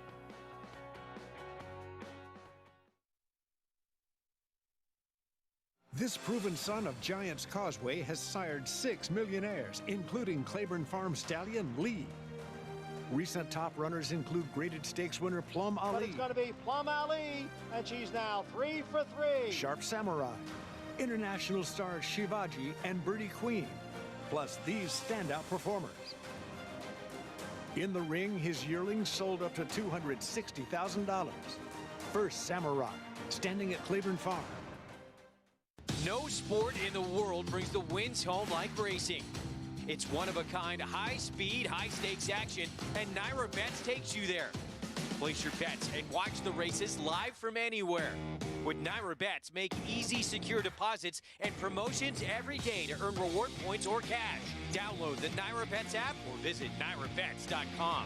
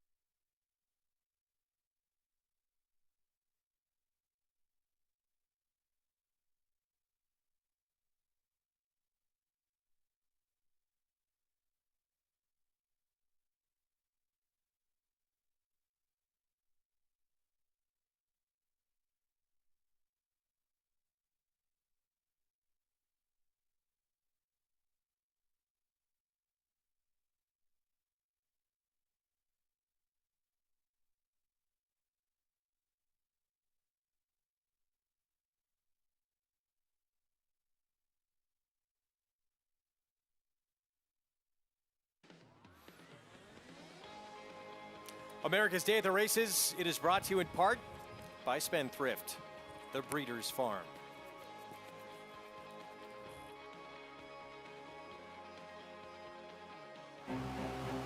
In horse racing, brilliance can be fleeting. A glimpse of greatness quickly becomes a legacy at the farm. A rarity in sports where legendary careers are squeezed within a single calendar's pages. So when a mare returns for her 4th racing season with accomplishments on the track as close to perfection as one can dream and resiliency beyond what one can expect, we owe it to our sport to honor and appreciate her majesty. Monomoy Girl has been squelching any doubters since the end of her 2-year-old season, when she got beat in the Goldenrod Stakes, the only time in 16 starts a horse has finished in front of her, and making some question if the 1 1/8 distance of the most important races in her future would be beyond her scope. And it's going to be Monomoy Girl in the Kentucky Oaks. And she would authenticate that performance at year's end, with a championship on the line. A spectacular season for Monomoy Girl. She wins the Breeders' Cup Distaff. As a 4-year-old, she faced a much more dangerous adversary, colic, which she would conquer, only to have her training suspended again, this time by a pulled muscle. All in all, she was sidelined a year and a half, yet would return as hungry as ever. In 50 years of the Eclipse Award for Older Dirt Female, no champion had missed a full year of racing, let alone 18 months. Until now. She did it again. Monomoy Girl and Florent Giroux have won the distaff. Her 6-year-old campaign is a fresh canvas. Beginning with a victorious return in the Bayakoa, the finished work of art is undetermined. But the next stroke in this career masterpiece is the Grade 1 Apple Blossom. Well, when her racing days are over, guaranteed spot in the Hall of Fame for this superstar, one-of-a-kind Monomoy Girl. Brad Cox said it's just like icing on the cake, getting her back for this 6-year-old campaign, which horses with what she's accomplished, they don't come back for 6-year-old seasons. No question about that, and obviously bought after that last year, and owners bring her back, and it's great to have her racing. It just makes the game better. I mean, I understand why owners, take a big payday to retire horses, and, they put a lot of money in the game. You have to recoup some of it, but when the good horses stay in training, and I think if some of these 3-year-olds that were retired raced, that's what we could have seen. Imagine what American Pharaoh could have been as a 4-year-old. And how great that would have been for the game. Sure. Yeah, and to have that following. Can't knock them for taking the money. I get it. People that invest their money in the game, they have a right to take money off the table. You just wish they would run more often. It's frustrating. She won the Breeders' Cup Distaff for a 2nd time, and then the very next day, she was the 2nd highest price ever sold, tying Songbird, actually. $9.5 million. Spendthrift Farm purchased her and then leased her racing rights to my racehorse stable, Madaket Stables, a new trio of ownership groups, and gave her back to Brad Cox, and now we get to see her again for 2021. Yeah, Madaket, I think Madaket and Sal Cumin they were involved with her before, but I think they're the only ones that got part back of this in. new trio, yeah. Well, we have that still to come. Looking forward to it, but a very good sprint in this 10th race. Again, we talked about Welder, the 2-time Oklahoma Horse of the Year, 26 for 38 lifetime. Just an incredible runner who's not the favorite right now. For more, let's check in with Maggie Wolfendale. Yeah, and a 15-time stakes winner in Oklahoma. Doesn't often travel outside of Oklahoma, as his last start here at Oaklawn came against the great Whitmore. So getting a little easier competition, to say the least, as he is a little bit quirky, as his trainer, Teresa Luniak, was explaining. So they saddled him outside the paddock here. He thought about acting up a little bit, and then he settled right down once they got the saddle on him, and he's been great. He's been very well behaved, I should say, here in the paddock. He is coming off of a layoff. He looks fit, he looks strong, but the horse that looks best to me is number 6, Engage. You talk about class drops, and a lot of times you don't necessarily see it physically, but with Engage, you can see it. What he matched up against in the Hot Springs last time looks like he looks like a totally different animal today against the rest of his competition. I think he needed this class drop, and I think he's very logical, Greg. All right, well, he's 5-2. You saw him right there getting a leg up. Ricardo Santana Jr., the 6, Engage in this spot. Meanwhile, back to Welder for a moment. This horse as talked about, third to Whitmore at this racetrack. That was in the 2019 Hot Springs, and he actually beat a horse in his last start, Share the Upside, who had beat Whitmore in the King Cotton last year. I mean, his record is really incredible. He actually even won on the turf. I mean, I know you look through his PBs. You realize this horse won he lost one of them. He was in 3 consecutive races where he was 5 cents to the dollar. Greg, I've been around a long time. I've never seen that before. And obviously, he's beating up on lesser competition a lot of races, but he's also running a lot of speed figures in the high 90s. It's not as though he's running, bad numbers and beating up a bunch of nobodies. And you say he beat a good horse last time. Yeah, that was Share the Upside, trained by Teresa Luniak, who, for most of her career, she actually trained show horses. They called her the show horse girl for a long time, but then this horse came along and really just sort of changed everything. And along the way, Welder topped the $1 million mark in career earnings, just the 8th Oklahoma bred ever to do that. Here's the 2, Champagne on Me, who's a 3-time winner. Champagne will be on Jonathan if this horse wins. Huge price, would be a shocker. Off the So claim. here's the Oklahoma Wonder Horse, the 2-time Oklahoma Horse of the Year, Welder. Last great Oklahoma bred I remember was Lady Secret, going back some time. But I'm just rooting for this horse, Greg. I'm a fan. Here's the favorite, 7 Nation Army, Ron Moquette, who trains Whitmore. He's been running in some very tough spots recently, so no knock on him. He's obviously a player. Irad Ortiz Jr., he's aboard, the 3-time Reading Eclipse Award-winning rider. Engaged, Steve Asmussen, the one Maggie was talking about. I'll put him in the winner's circle. Every time I don't like a Steve Asmussen and Ricardo Santana horse, they win. But, Greg, I've never loved this horse. I know he's got some talent, but I think he's going off form.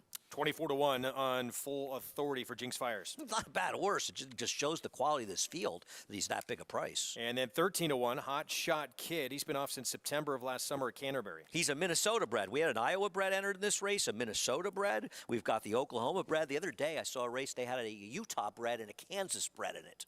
Well, he's a Minnesota bred. Yeah. He's not quite the caliber of Welder, but he's a 15-time winner, over $600,000 in his career. 23 of 34, first and second. I mean, you've got to love horses like this, and it just shows, and Rich, you'll often say that about a good horse can come from anywhere, and you see bred in Oklahoma, bred in Minnesota, putting those records together. They're such admirable racehorses. Well, standing by with a former show horse trainer, let's go to Maggie Wolfendale.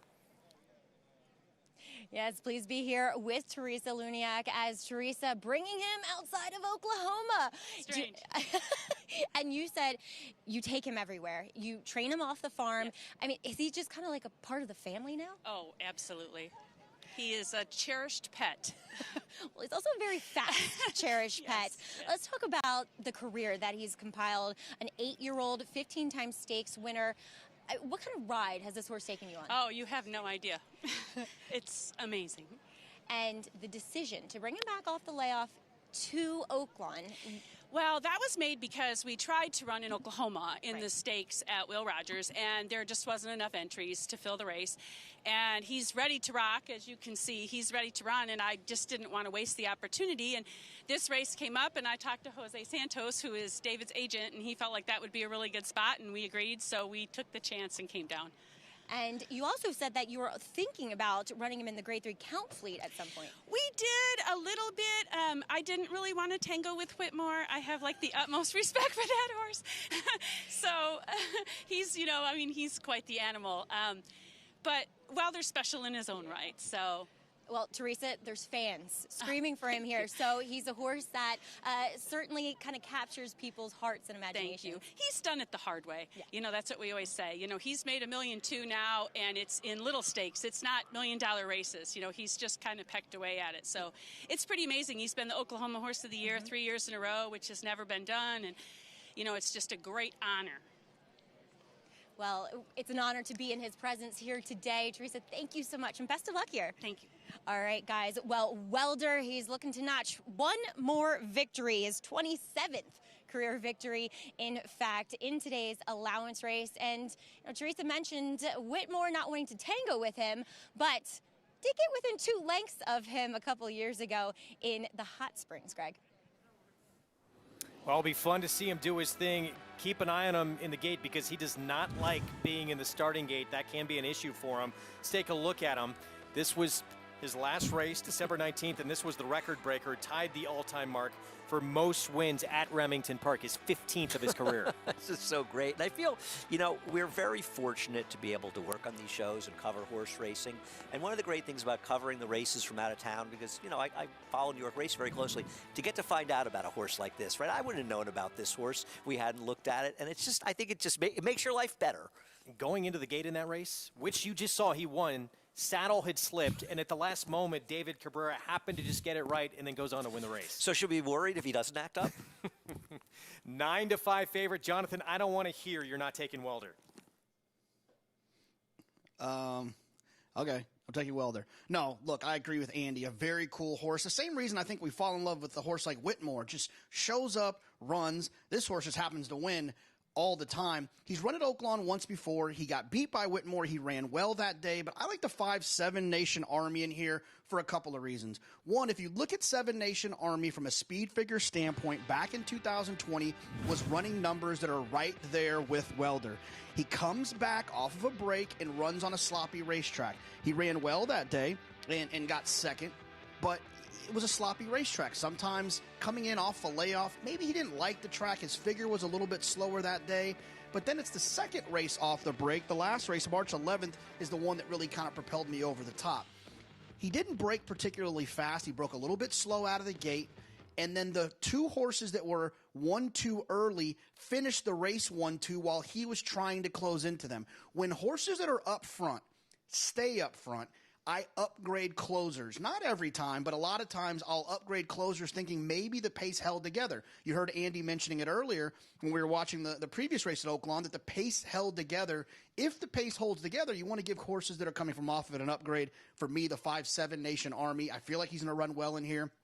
It's definitely a bonus to have Irad Ortiz. Irad rides closing off the pace dirt races and these sprints extremely well. He's won 2 Breeders' Cups in the Filly and Mare Sprint with horses that came from off of it, Bar of Gold, Shamrock Rose. I think Irad will get the right trip in here, and unfortunately, the beautiful white horse Welder might get beat today. All right, JK, thanks. By the way, we should mention this. There's 3 scratches in this race.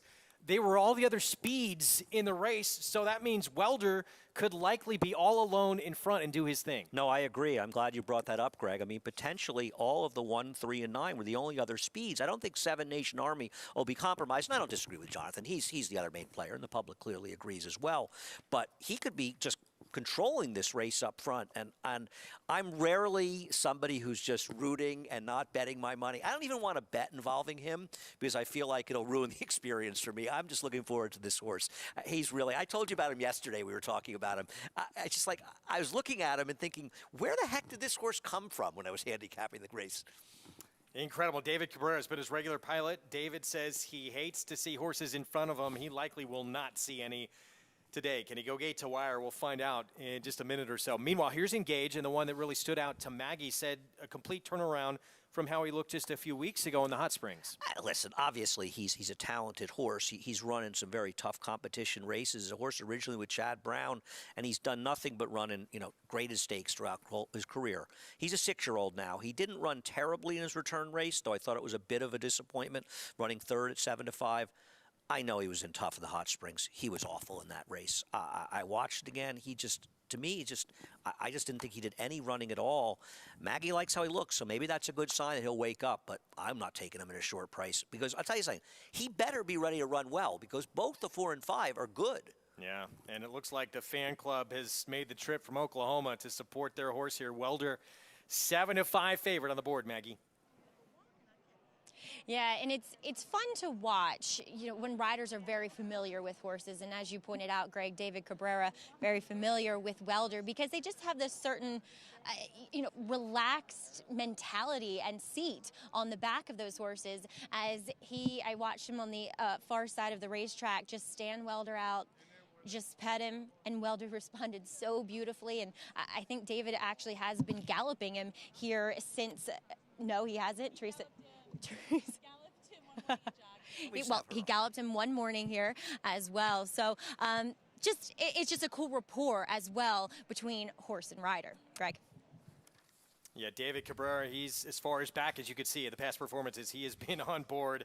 They have a great rapport, 26 visits to the winner's circle. Just an incredible career. As Teresa Luniak said, he has done it the hard way, earning $1.2 million. And he stayed sound for so long. An 8-year-old, I guess the big question here today is off the bench. Is he going to be ready to fire his best? He hasn't raced since December 19th. Yeah, well, he won a race of a 2-month layoff. I was in the turf. I'm just looking for layoffs.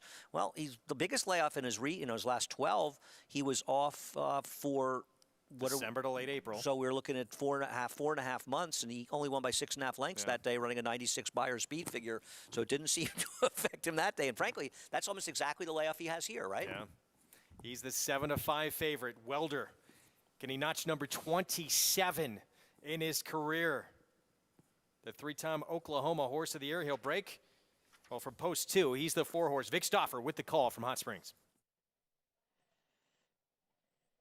They're off. Welder broke beautifully and goes right to the front. 7 Nation Army, Full Authority, Engage, and Hot Shot Kid. Chase him up the backstretch. Champagne on Me is the trailer. Here's 7 Nation Army to confront Welder. Welder's just ahead in front. 7 Nation Army applies pressure in second. 3/4 to Full Authority in third. Those 3 have sprinted 3 lengths clear of Engage, Champagne on Me, and Hot Shot Kid. 3 furlongs to go.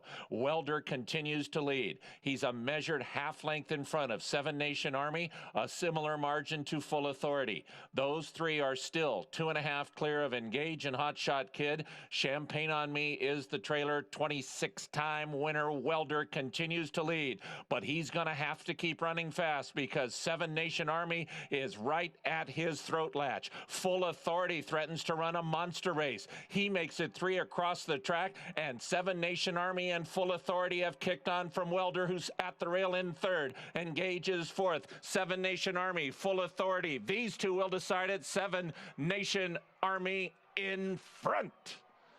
7 Nation Army beat Full Authority, Engage, and Welder. Well, it's Whitmore's stablemate who gets the better of Welder today. 7 Nation Army for Ron Moquett, Irad Ortiz Jr. Different racetrack. Same results for Irad Ortiz getting the money. And 7 Nation Army was able to sit on Welder like we expected. Big effort by Full Authority, the long shot, by the way, who hung in very well and was second. And 7 Nation Army just got it done. The pace wasn't that strong, and I think that Engage actually ran very well to finish as close as he did in third when you consider that the pace really held together. Welder didn't run his race today, but you know what? It doesn't take away from what he's done the rest of his career, and he'll come back to fight another day. 7-5, 7 Nation Army. He picks up the 8th win of his career, his 4th at this racetrack. And Irad Ortiz Jr. teaming up for Ron Moquett. Franklin Stables, 6-year-old son of First Samurai with the victory. And yeah, Full Authority, big price. Doing well to get second in there as Welder backs up. Prices from this one when we come back here on America's Day at the Races. Up next, it's the main event.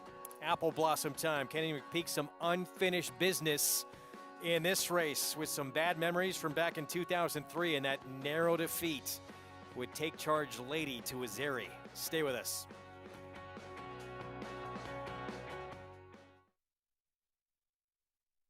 Spun to run. In the Breeders' Cup Dirt Mile, he defeated a loaded field that included multiple Grade 1 winners Omaha Beach and Improbable. His brilliant speed figures were among the fastest of any 3-year-old at a mile or more. And he hails from the legendary Danzig sire line. Multiple graded stakes winner, millionaire, Breeders' Cup champion, Spun to Run, new for 2021, standing at Gainesway.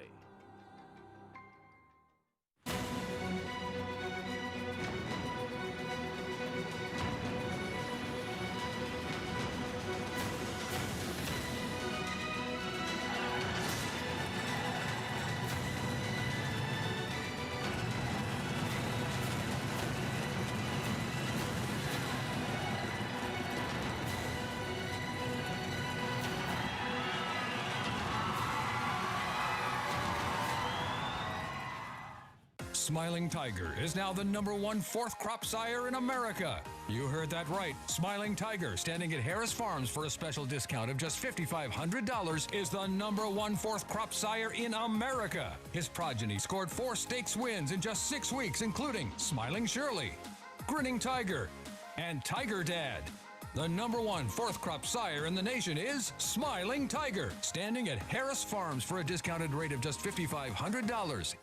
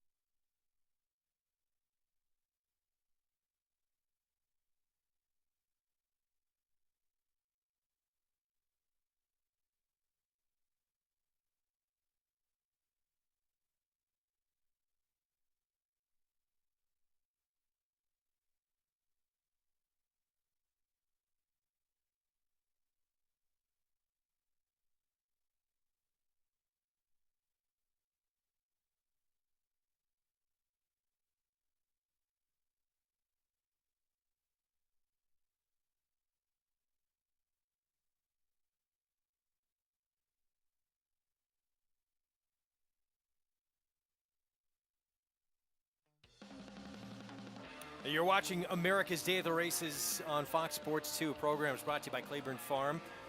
100 years of doing the usual, unusually well. Grade 1 Apple Blossom. It is up next with the two champions set to go head-to-head, and there's the two-time champion and the reigning Breeders' Cup Distaff winner, Monomoy Girl. In her 6-year-old campaign, start number 2 here coming up after returning to win the Bayakoa in her 2021 return. I feel like this is one of those prize fights, right? We're watching the boxers coming out of their dressing rooms and making their way over for the big showdown. Do you think they know what's about to happen? Good ones usually do, right? She shows up. Game face will be, if it's not on yet, it's going to be on soon. She knows soon it is game time when she gets into the paddock. 14 for 16 in her career. Meanwhile, back in this competitive sprint, it was 7 Nation Army, Ron Moquette, and Irad Ortiz Jr. 7-5 get the win. Gets it done. Irad Ortiz and Ron Moquette and Jonathan Kinchin all getting it done. Stalk, the gray welder, didn't have it today and was able to hold off the 7 Full Authority, as well as Engage, who made a little bit of a late run. Congratulations. Pretty nice horse as well. 7 Nation Army closing in on 400,000 in earnings now with this win. $4.80 for the victory. 28-1 on Full Authority there and Engage, checking in third. Welder backs up to 4th in the end. Grade 1 Apple Blossom. It is coming up next with the big showdown, and there is that hotel around that first turn, part of what has made this racetrack a destination. For more, let's go to Maggie Wolfendale. Please be joined here in the Oaklawn Hotel with the president of Oaklawn Racing, Louis Sella. And Louis, you took over the presidency in 2017, but Oaklawn has been in your family for 4 generations. For you, becoming president a few years ago, what was that whole transition like? Well, of course, it's daunting when you take over a project like this and a history and tradition like ours, but it's really been in our blood. All my life, I've been here, and after the races, Dad would say, get out of our hair, and so we'd run around the track and play in the infield, and of course, we've seen our track evolve and do some things that really helped our industry. So it's been a wonderful experience, and it's great to see this for racing and see how Oaklawn's really excelling. The hotel itself, a new project, will be open officially in a few days. Louis, what has this project been like to undertake, and what's it going to do for the town of Hot Springs? Well, it's been a major undertaking. When we announced this a couple of years ago, we really did not know what COVID-19 was. It was not in our vocabulary. And all the disruptions that caused. So we're delighted that we're actually able to open. We are opening to the public in a couple of days, so we're so excited about that. We're already seeing a buzz in Hot Springs. We're already seeing our employees that we're hiring left and right from out of state relocating here. So the city of Hot Springs is booming and very, very excited. We're in lockstep with our mayor, with our Steve Arison, with Visit Hot Springs and the Chamber of Commerce. They are so delighted to see what we've been able to pull off here. It's gonna help everyone in the city. Now, you're offering $1 million for this year's Apple Blossom. It is a feature event. It is the race of the year so far. Gotta know, who do you like? Well, it will be a great, great race. I learned a long time ago from my father never to pick a horse on television, so I'm not going to start now. But they're really great. I think it'd be fabulous if Monomoy Girl pulls it off. Swiss Skydiver is so special, deserving. Latruska, you go on and on. It is a competitive field. Anyone can win. And it's going to be a heck of a race, and we're very, very excited to be hosting it here at Oaklawn. Well, it was a massive undertaking, and it's going to be finally be able to reap the rewards coming up with us coming out of this pandemic. There is Swiss Skydiver, 8-5, second choice on the board. Grade 1 win in her return as a 4-year-old for Kenny McPeak and Peter Callahan. And there is the two-time champ, Monomoy Girl. She won the Bayakoa here on that sloppy track in her 6-year-old return to the races. Brad Cox says she is as close to peak condition as you could expect. Well, bring it on. That's all I got to say. You know, the wait is almost over, and these are the kind of races that you dream of. It is our ABR race of the week, and early wagering, Monomoy Girl 2-5 favorite, Andy. I think the Swiss Skydiver should be favored. You knew that was not going to happen, right? I knew it wouldn't happen. They like undefeated horses, and in her case for good reason, but I think she's got a serious rival. Let's take a look at the group that will line up in this Grade 1 edition of the Apple Blossom $1 million race for the first time in its history. Another broad, Steve Asmussen, Ricardo Santana Jr. rides. And, you know, she's run some reasonable races in her time, but I think the Connections are hoping for a third-place finish at best in all likelihood. Swiss Skydiver. Those were morning line odds, by the way, that you're seeing. Start number 2. She was impressive in that 1-mile return out west in the Beholder Mile. She logged even more mileage. She really won me over last year, Greg. She had an incredible, incredible campaign, taking on all comers all over the country in all the important races and running well pretty much every time. Latruska, she's the one who's going to be leading the way in this race. She is quick. She is talented, Group 1 winner in Mexico and a graded stakes winner here in the States. Listen, she's a threat to upset this race. She is the controlling speed in here. You will not see her rated like she did last time. She's improved since they took the blinkers off. Irad Ortiz Jr. will be aboard. She is 7-1 currently. That 4-1 was her morning line. Chance to shine. Well, we'll get a chance here against two of the best we've seen in a long time. Chris Hartman trains. She would really have to step it up to get a piece of this race. Not that she ran badly last time, but this is a tough one. She is 132-1 currently on the board. It tells you a little bit about who she's facing here this afternoon. Well, Brad Cox, not only the odds-on favorite, the two-time champion, he also sends out Get Rid of What Ails You, who was just third behind Latruska and She Dares the Devil, the Kentucky Oaks winner for Brad Cox. In her defense, she is improving with every start, and perhaps she takes another step forward. Did run well last time in the Azeri, closing into a slow pace.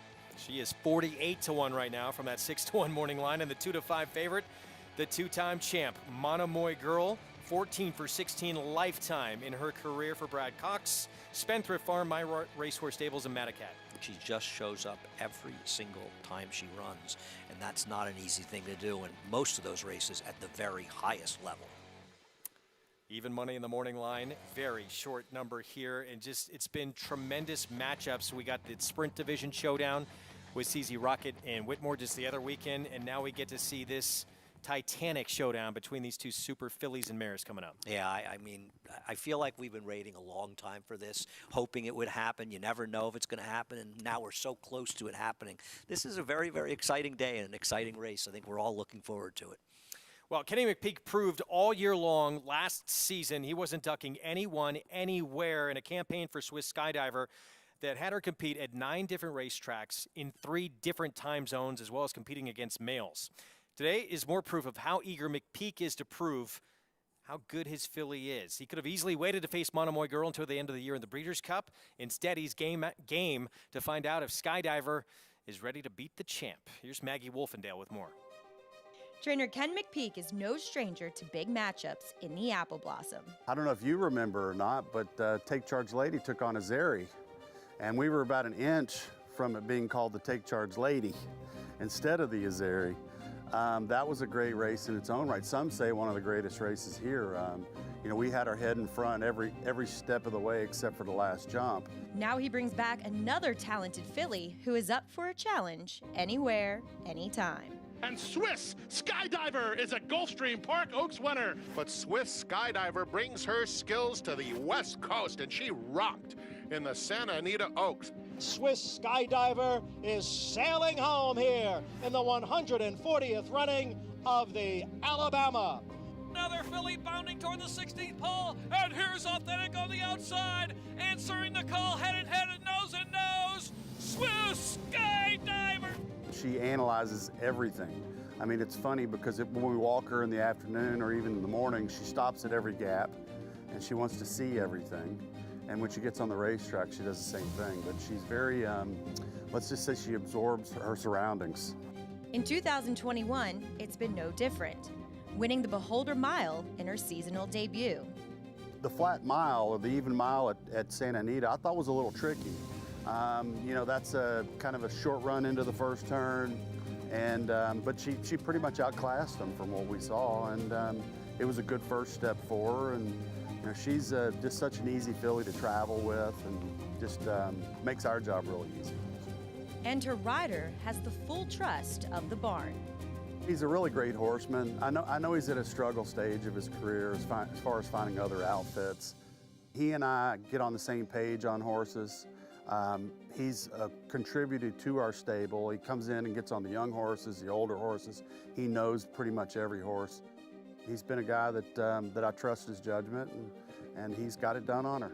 Can this road warrior add another Grade 1 against one of the best mares in recent memory? I'm really looking forward to the matchup. You know, to be the champ, you got to beat the champ. And so we're not scared. We're coming in here with the beast.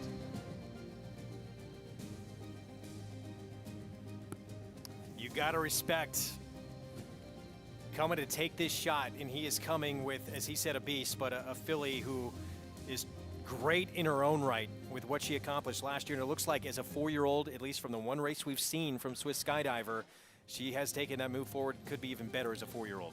And Kenny McPeak put himself on the line not once, but quite a few times last year for second guessers, people like me who questioned some of the moves he made with him, to be honest. And he got the last laugh every single time. She ran so well in all of those races. And you can't achieve the kind of greatness she achieved last year. And she had a great year. That's, you know, a really great season unless you take those chances, much like Rachel Alexandra did as a 3-year-old. He took the chances, and they would have blamed him. If she fell apart, they'd have said it was McPeak's fault. He kept pressing her, but he did it, and he succeeded, and he deserves a great deal of credit for putting himself out there with this filly. He believed, and she delivered. She was in the Horse of the Year conversation and actually did get some votes for Horse of the Year with what she did. Yeah, I mean, at the end of the day, she didn't deserve it. I think if she had won the Breeders' Cup Distaff, it would have been a much stronger argument for her to do it, because I feel like years like that should be rewarded in this game. Now, she was rewarded. She was the 3-year-old filly champion, but I agreed, going in the Breeders' Cup, she had a chance, especially if she won the Breeders' Cup Distaff and there was an upset in the Breeders' Cup Classic of somebody who maybe didn't really deserve it. As it turns out, when Authentic wins it, considering what he did in the Derby, but remember, she was the only horse besides Honore P to beat Authentic, and she beat him fair and square in the Preakness. 20 minutes to post in this titanic showdown between these two champions. Monomoy Girl, Swiss Skydiver, round 2 coming up. There is Monomoy Girl for Brad Cox, Spendthrift Farm and Company. Florent Giroux, her regular pilot, ready to rock. Can she make it 7 consecutive victories? We're about to find out. Stay with us. The ultimate accolade for a racehorse is to be named Horse of the Year. To be enshrined to the Hall of Fame is to achieve immortality. As a stallion, genetic immortality is defined in 2 words: breed shaper, plain and simple. 2-time Horse of the Year and Hall of Fame inductee, Curlin, is just that. Breed shaper, Curlin, the classic sire. No sport in the world brings the wins home like racing. It's one-of-a-kind, high-speed, high-stakes action, and Naira Bets takes you there. Place your bets and watch the races live from anywhere. With Naira Bets, make easy, secure deposits and promotions every day to earn reward points or cash. Download the Naira Bets app or visit nairabets.com.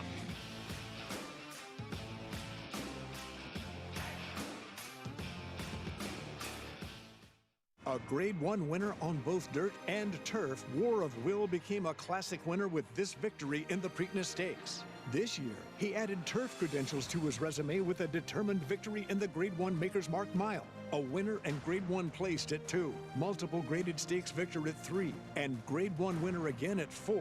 This son of War Front has proven his class at every level. A classic winner with a stallion's pedigree.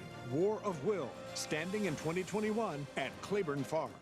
Racetrack Television Network brings you every race, from every track, on every screen, every day.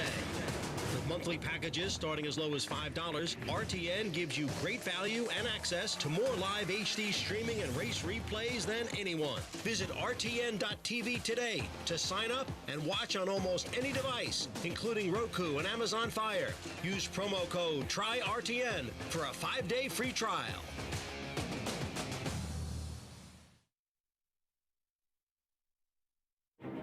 Matchups of this magnitude are usually reserved for November in the Breeders' Cup.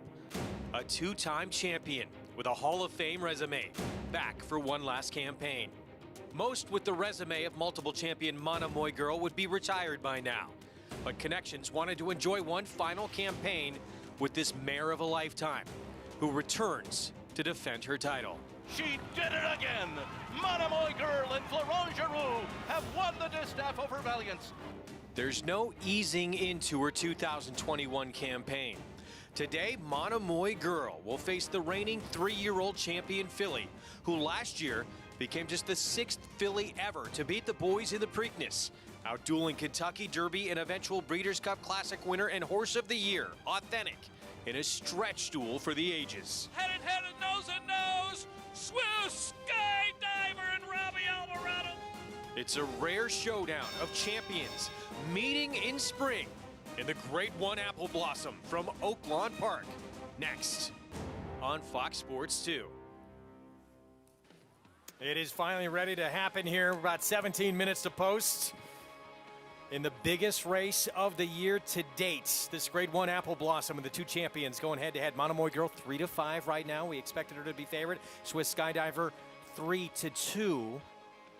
They're in start number 2 for her as they make their way out onto the racetrack. And remember with Robbie Alvarado, too, he was a fill-in on Swiss Skydiver, and he wasn't even the second choice. It was Mike Smith who they wanted to try and fill in when they couldn't have their regular rider. He couldn't make it due to COVID, so they wound up going to Robbie Alvarado. And to be fair to Robbie, he gave her a sensational ride in the Preakness. I don't think any rider could have ridden him better than he did that day. And it may not be Rachel Alexandra and Zenyatta, but about 10 years later, we finally get the matchup of two titans. Yeah, that's what the late Charles Sella had wanted when he put that $5 million purse on the line and wound up not offering it because it never materialized with Zenyatta and Rachel Alexandra. But now it's finally here with these two champs. This was the Breeders' Cup distaff. Monomoy Girl, the outside post, winds up winning this race, and that stumble from Swiss Skydiver was certainly costly. It was such a disappointment. It's in similar ways as the way I felt when Arrogate blew the brake in Dubai. Now, he ended up winning and overcoming it. She wasn't able to overcome it, and she ran an uncharacteristically poor race. She's run too well in too many races to hold that effort against her. But Monomoy Girl, meanwhile, she just shows up every single time. Yeah, Swiss Skydiver, she grabbed the back of her ankle. McPeak said all the way down to her heel in the Breeders' Cup. Luckily, it wasn't serious. They sort of dodged a bullet there. But there was an excuse for that race. They're hoping no excuses today. Just a clean trip and see what happens. But once again, Monomoy Girl just showing her brilliance, her dominance. There she is. And she seems to, so often in her career, get outside posts. And we've seen that be the place here at Oaklawn that's been a place where you can be more effective. And she's a horse that has gotten basically perfect trips in all of her races. And one of the reasons for that is she has tactical speed, and she puts herself in position to do it. So it's not like she's gotten lucky to do it per se. She's that kind of horse.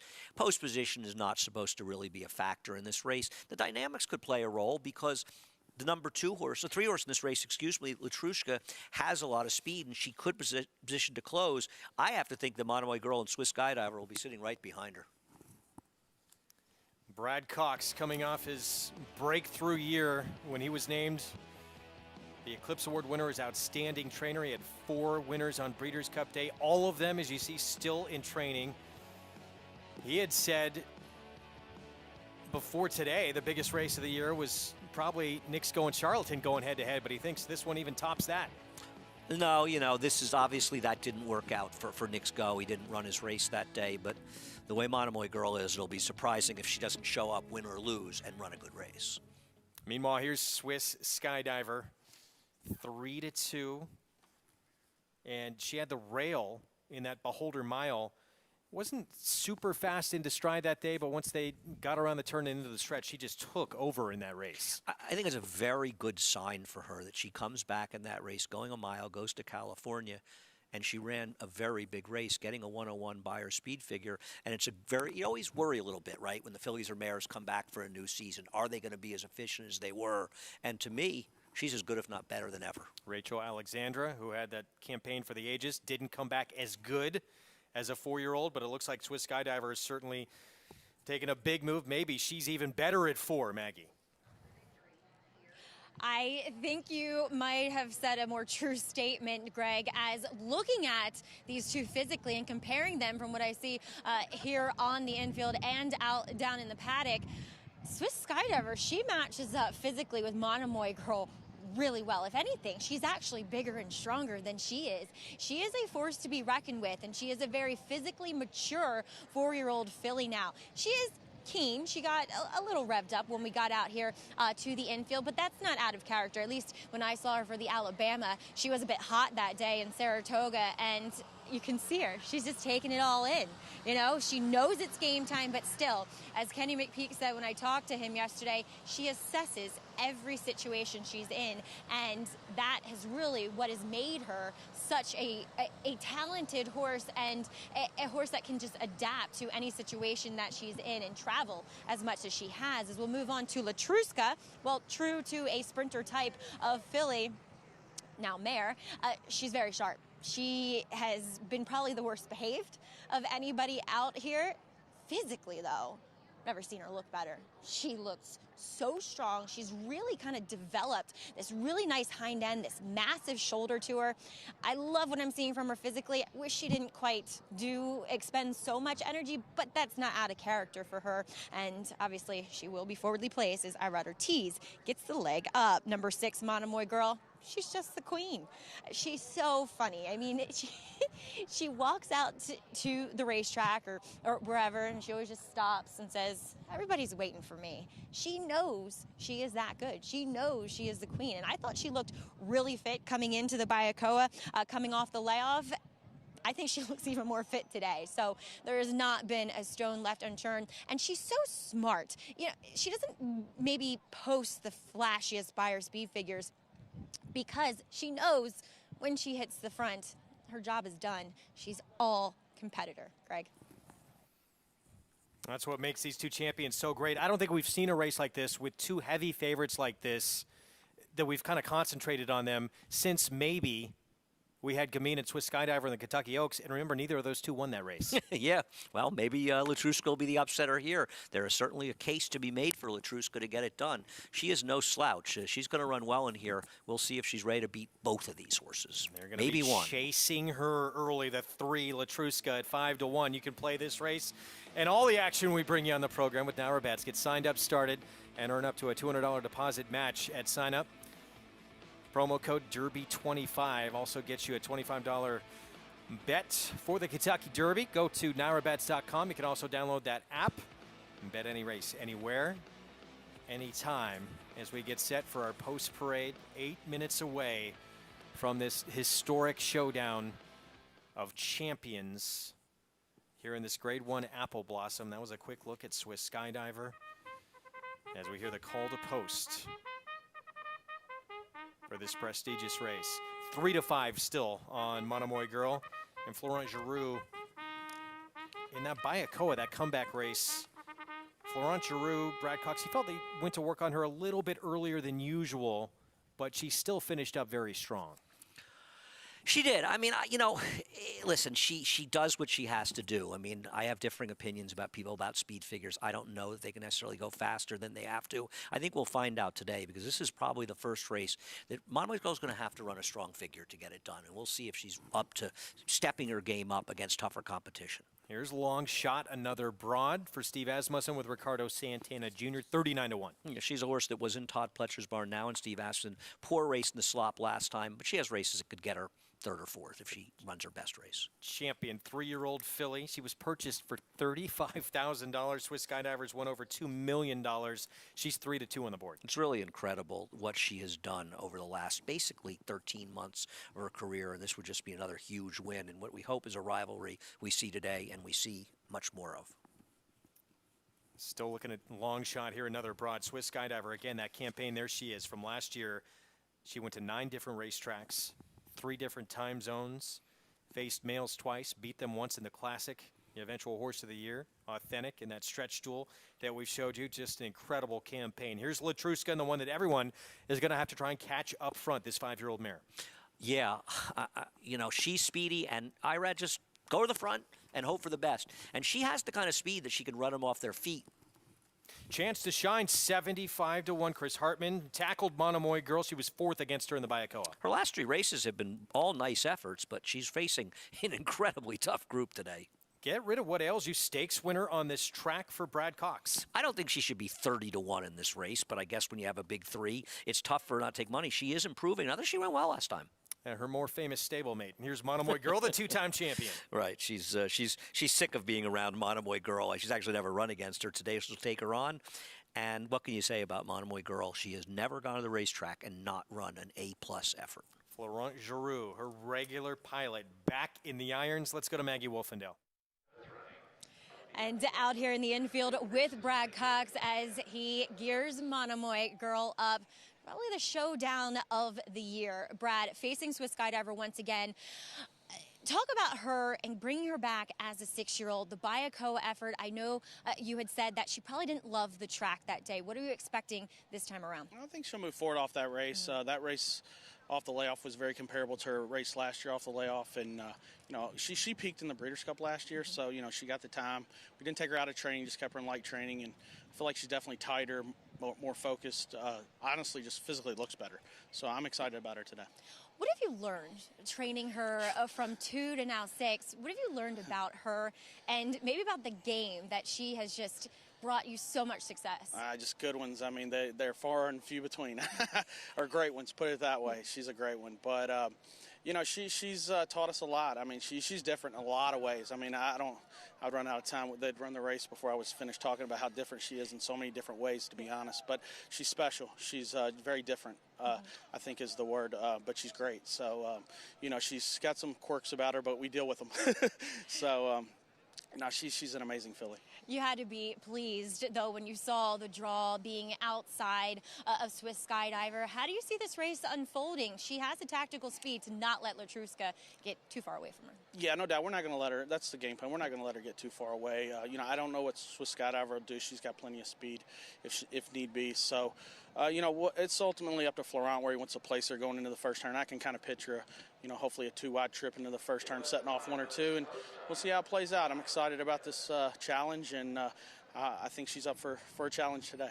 We're all on the edge of our seat waiting for it. Brad, thank you so much for your time, and best of luck with the champ. Thanks, Maggie. All right, Monomoy Girl, guys, throwing down with Swiss Skydiver once again in this apple blossom. Maggie, thanks. Look, they've already met once before, and it didn't go Swiss Skydiver's way. She had that trouble trip we talked about. But you look at the resume of Monomoy Girl, who she's beat. Probably the best she's beat is someone by the name of Midnight Bisou. Swiss Skydiver at her best. Is this the toughest test yet for Monomoy Girl? I think it is, because don't forget, and I don't mean this in any way of a criticism of Monomoy Girl, the Midnight Bisou she was beating was the 3-year-old Midnight Bisou, not the 4-year-old Midnight Bisou.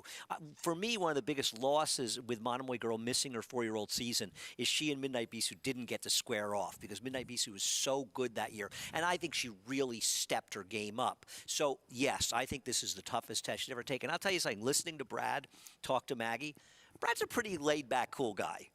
And he sounds you could just feel the excitement for him talking about it. And I think it's infectious. 2 minutes to post. There is the champ. She's 3 of 5. Jonathan, how do we play this race? Yeah, look, I'm going to put a $100 exacta straight Monomoy Girl the 6 over the 2 Swiss Skydiver. Yes, I understand Latruska seems to feel like the type of horse that could upset this field or at least split the exacta. But here's what I think about Latruska. She's a talented horse who runs well on the front end, but at the top of the stretch, when the race really starts, she has never in her career been run at by fillies like she's going to be run at by today.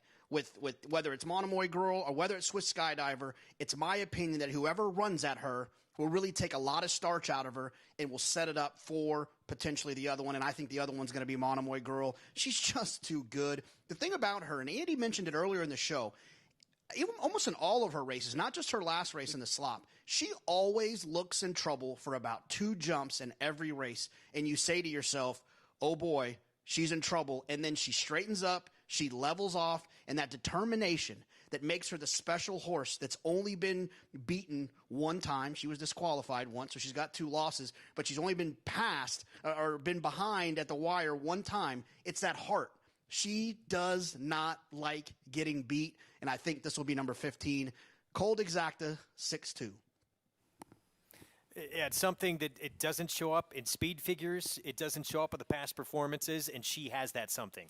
We'll see. We'll see. I think she's facing a severe rival in Swiss Skydiver. If that one runs a race, we'll see how fast Monomoy Girl can run to beat her if Swiss Skydiver runs a race. I'm taking a very different approach than Jonathan. I boxed 2-3 in this race, and I pressed the 2-3 exacta. I think this is a good opportunity to bet against Monomoy Girl. I think Latruce is going to be tough on the front end, and I think the Swiss Skydiver is the horse to beat.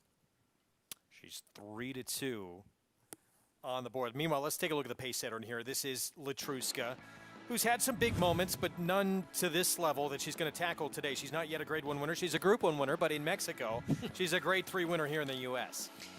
I think if you look at her, it's fair to say that she's taken a step forward since they took the blinkers off in her last 3 races. And her last race was an exceptional effort, the best by her speed figure she ever earned, and she did it in losing, but she didn't get the trip that she's most comfortable with. She's not a horse that's ever been successful when she hasn't had the lead in her races. I think they rated her last time. It was a mistake. It was a slow pace, and she still ended up falling just short of the horse who won the Kentucky Oaks last year. Today, they're going to the front with her. In my opinion, I wouldn't back it down. I would open her up a little bit, and if they want to run with her, take a little starch out of them trying to keep up. We'll see if that works. We'll see how aggressive they get. Irad Ortiz Jr., Fausto Gutierrez with Latruska, the pace setter in this race coming up. Maggie? Yeah, you can see Irad Ortiz. He has his feet kicked out of the irons, just trying to keep Latruska calm as she progressively got more and more kind of wound up as they headed out to the track, and just trying to conserve some of that energy. Irad's great about kind of doing this with horses and just letting them get a breath, get that good warm-up, but then get a breath and try to relax before going into the gate. She looks tremendous, and I respect her. I just don't think she's quite as good as the top 2 Chestnut fillies, as we'll round back to number 6, Monomoy Girl. I thought it was interesting that Kenny McPeak obviously opted to run Swiss Skydiver off Lasix once again. Now, the stake races in New York, stake races in California, and several other jurisdictions, you cannot run with Lasix anymore, but some jurisdictions you still can. Here, you can. So, but I think Kenny, thinking long-term, has decided that, you know what, let's keep it going. She obviously doesn't need it. So Monomoy Girl, she runs with it as she has. She's going to have to come off it going forward throughout the year, especially if she comes to New York. But she's the queen. She just takes it all in. She's such a race mare. I'm just looking forward to this race. It's a shame we have to give a pick. I mean, I know you guys like to give picks and make money, but I'm just going to watch this one as a fan, Greg. We're all fans of what's happening here this afternoon. There's no question. When you get a matchup of these two champions and what they've accomplished, it is rare to see in this sport, and we're going to just enjoy it. I totally agree with you. You can bet and still look forward to enjoying the races. I am.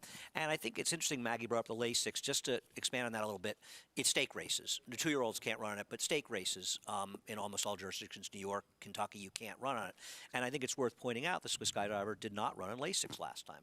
Monomoy Girl, for all I know, she's probably never run without her. I don't consider it a major factor, but some people do, and I do think it's important to note it. Yeah, Kenny McPeak, he feels she really doesn't need it, and he doesn't plan to put her on it the rest of the year anyway, if she were allowed to have it. We'll see. She's 8-5 on the board right now, and early on in this race, we know Latruska the 3, assuming she breaks well, will be in front. But you had said Swiss Skydiver, and it's going to be interesting to watch, and Monomoy Girl will not be that far away from each other. You know, we'll see. We'll see how fast she goes. You know, Richie was talking about this yesterday on the show, I believe, yesterday or Thursday, that when you have a speed horse and you have that speed advantage, you need to not just back it down and allow the closers or the others into the race. Go fast enough that if they want to keep up with her, they've got to expend energy in doing it. I think if she goes slowly and the field bunches, she's not going to outsprint both horses to the wire. I just don't see that as possible. Use your speed as a weapon, so they have to play your game a little bit if they want to keep up with you. Use that speed to your advantage, not your disadvantage. Can Swiss Skydiver move forward off that Grade 1 win in the Beholder Mile? That was at a mile, going a mile and a 16th here. She's been effective, as we've seen, hit up to a mile and 3/16 when she won the Preakness against Authentic last summer. Stepping into the gate from post 2, it's the 3-year-old champion filly, the 2-time champ Monomoy Girl on the outside in post 6 in this Grade 1 matchup of champs in the Apple Blossom. Here's Vic Stauffer. Swiss Skydiver was asked for speed by Robbie Alvarado. Latruska was not asked for speed, but they are matching strides early. To the outside end, Monomoy Girl away in a third. Then Get Rid of What Ails You and Chance to Shine, and the early trailer is Another Broad. Now Latruska will take charge to the backstretch, and she leads by a length from Swiss Skydiver, who has to sit second. Monomoy Girl moves up outside of her. Now Monomoy Girl is into second and a length behind Latruska. These three have sprinted about 10 lengths clear of Chance to Shine and Get Rid of What Ails You, and the trailer is Another Broad up the backstretch. In the 57th, Apple Blossom, and Latruska is the controlling speed. She has left the rail open for Swiss Skydiver. If she's bold enough to go through there, Latruska leads a measured 3/4 of a length. They run past the half-mile pole. It's the interloper and two champions in a sprint to the wire for $1 million. Latruska continues to lead. Monomoy Girl is now clearly in second. Swiss Skydiver's back at the rail in third and 2 from the front. The rest are far back. Latruska a 1/4 mile from home in the Apple Blossom. Just a neck in front of Monomoy Girl, who comes to challenge, and Monomoy Girl has put her head in front. Latruska is back to second. Swiss Skydiver is 2 back in third, and Monomoy Girl has a final furlong to get, but Latruska is battling on bravely. Monomoy Girl a length. Latruska doing her level best. Monomoy Girl, Latruska battling back. Latruska, Monomoy Girl, Latruska has turned away the champion. Oh my goodness. Latruska wins the Apple Blossom. We talked about it in the Kentucky Oaks last year, the showdown between Gamine, Swiss Skydiver. No one was talking about anyone but those two, and here it happens again. Latruska the upset at 3-1. And when Monomoy Girl needed to find more, she could not find more when Latruska came back on. I don't think Irad flaunted her speed, and as you pointed out correctly, Greg, Latruska doesn't come out of the gate that quickly. She assumed the lead, but it wasn't a super fast pace. Monomoy Girl pounced. I think Florent thought he was probably home, and Irad just kept finding more. This was the incredible finish that we had hoped for. We just thought it would be Monomoy Girl and Swiss Skydiver. Swiss Skydiver, she didn't run her race at all today, a very weak third. Monomoy Girl ran well. Latruska just ran better. Huge effort from Latruska, who now becomes a Grade 1 winner, and in a Grade 1 with two champions in it, Maggie.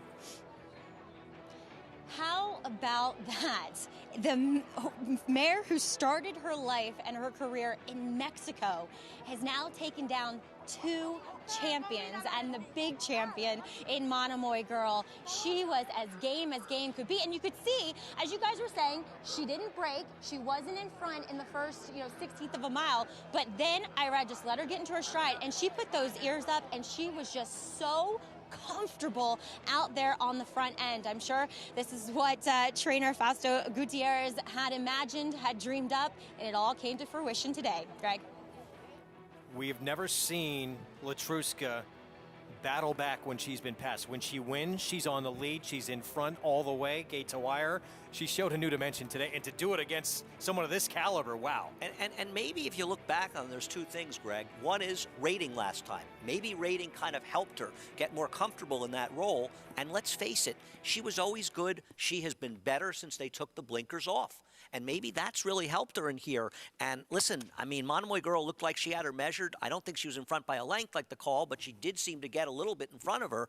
And Letruska just came back. This was a great, great horse race by these horses. And what can you say about Irad Ortiz? I mean, it just seems almost magical sometimes with him. 3-time reigning Eclipse Award winning rider, as competitive as they come. We see him dominate here all the time on the New York circuit. But wow, is he just incredible as a rider, and such a strong finisher too. Now 13 for 18 in her career, Letruska. Is there anything that could have been done differently with Monomoy Girl that maybe would have made a difference? Absolutely not. I thought that Florent gave her a sensational ride. He put her in position. The pace wasn't particularly strong. He had her outside. He was keeping Swiss Skydiver locked in there. I don't think the Swiss Skydiver got the trip that you would want for her, but she lost so badly that she just didn't run her race today. I'm going to say that Monomoy Girl just flat out got beaten by a better horse today. We're used to seeing this kind of stretch run, but we're used to seeing Monomoy Girl roll on by. Not today, Maggie. Yeah, she would not be denied here with her rider, Florent Giroux. Flo, looked like you had a ton of horse, got into that battle down the stretch. What can you say about her effort? Well, the filly come back on me. There's no surprise. My filly, when she makes the lead, she wandered around a little bit, and she did it again today. Like you said, I was loaded, I thought, I was trying to time it right, make sure, I'm not moving too soon. And she got a little bit distracted, the last 50 yards, she started wandering around. I tried to go to the stick a little bit, but I can go too crazy because she's kind of like doesn't really like it, so I'm trying to do as best as I can. But I don't know, I just feel like we had the best horse and we just got beat, It's too bad because she tries hard, but she's our own, worst enemy. Sometimes she do things so easily, she just get very distracted. The last 8 of a mile, so just very disappointed. Flo, I can understand your disappointment. It was a good showdown and a job well done, nonetheless. All right, thanks. All right, guys, obvious disappointment from Florent here with Monomoy Girl. As we've said, she can be quite quirky at times, and as he said, she does get a little distracted and want to pull herself up when she hits the lead. Greg? Let's give Florent Giroux a lot of credit for talking to Maggie into that situation. This has to be incredibly disappointing for him, especially a close loss. If he'd lost by a couple lengths, but to lose a heartbreaking loss like that on a filly like this, and a mare like this, I should say, and to come and speak to Maggie about it, I give a lot of credit to Florent. A lot of people, I think, wouldn't necessarily been as inclined to be as forthcoming as he was. And look, in this position, a 2-time champion actually took the lead in the stretch. She has the outside position as well, the preferred position.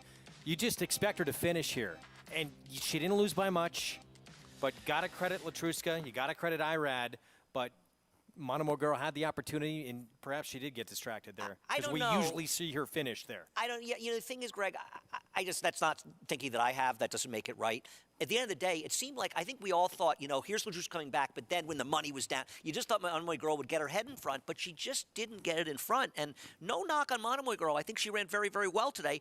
Let's just give credit to this horse. She just ran a great race today and beat her. Good for her. And she did it having got passed in the stretch by a champion and battling back down on the inside. No, I mean, she ran very gamely.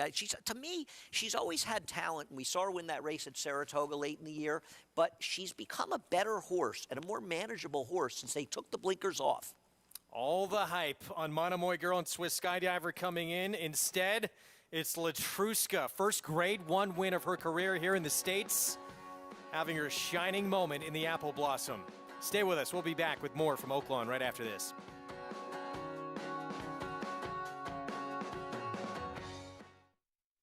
The return of Sunday Silence. Sunday Silence surges to the front. It's Yoshida in front. Yoshida takes charge at the top of the stretch, and Yoshida wins the Turf Classic. Here comes Yoshida, storming home in the center with Gunnevera. Yoshida! Yoshida has won the Woodward. The perfect balance. Yoshida. Nobody wants to fall into a safety net, but when adversity or hardship presents itself, it beats the alternative. Since 1943, the Jockey Club Safety Net Foundation has been serving those individuals and families in need across every facet of the thoroughbred industry. Help us continue to be the safety net and catch those most in need.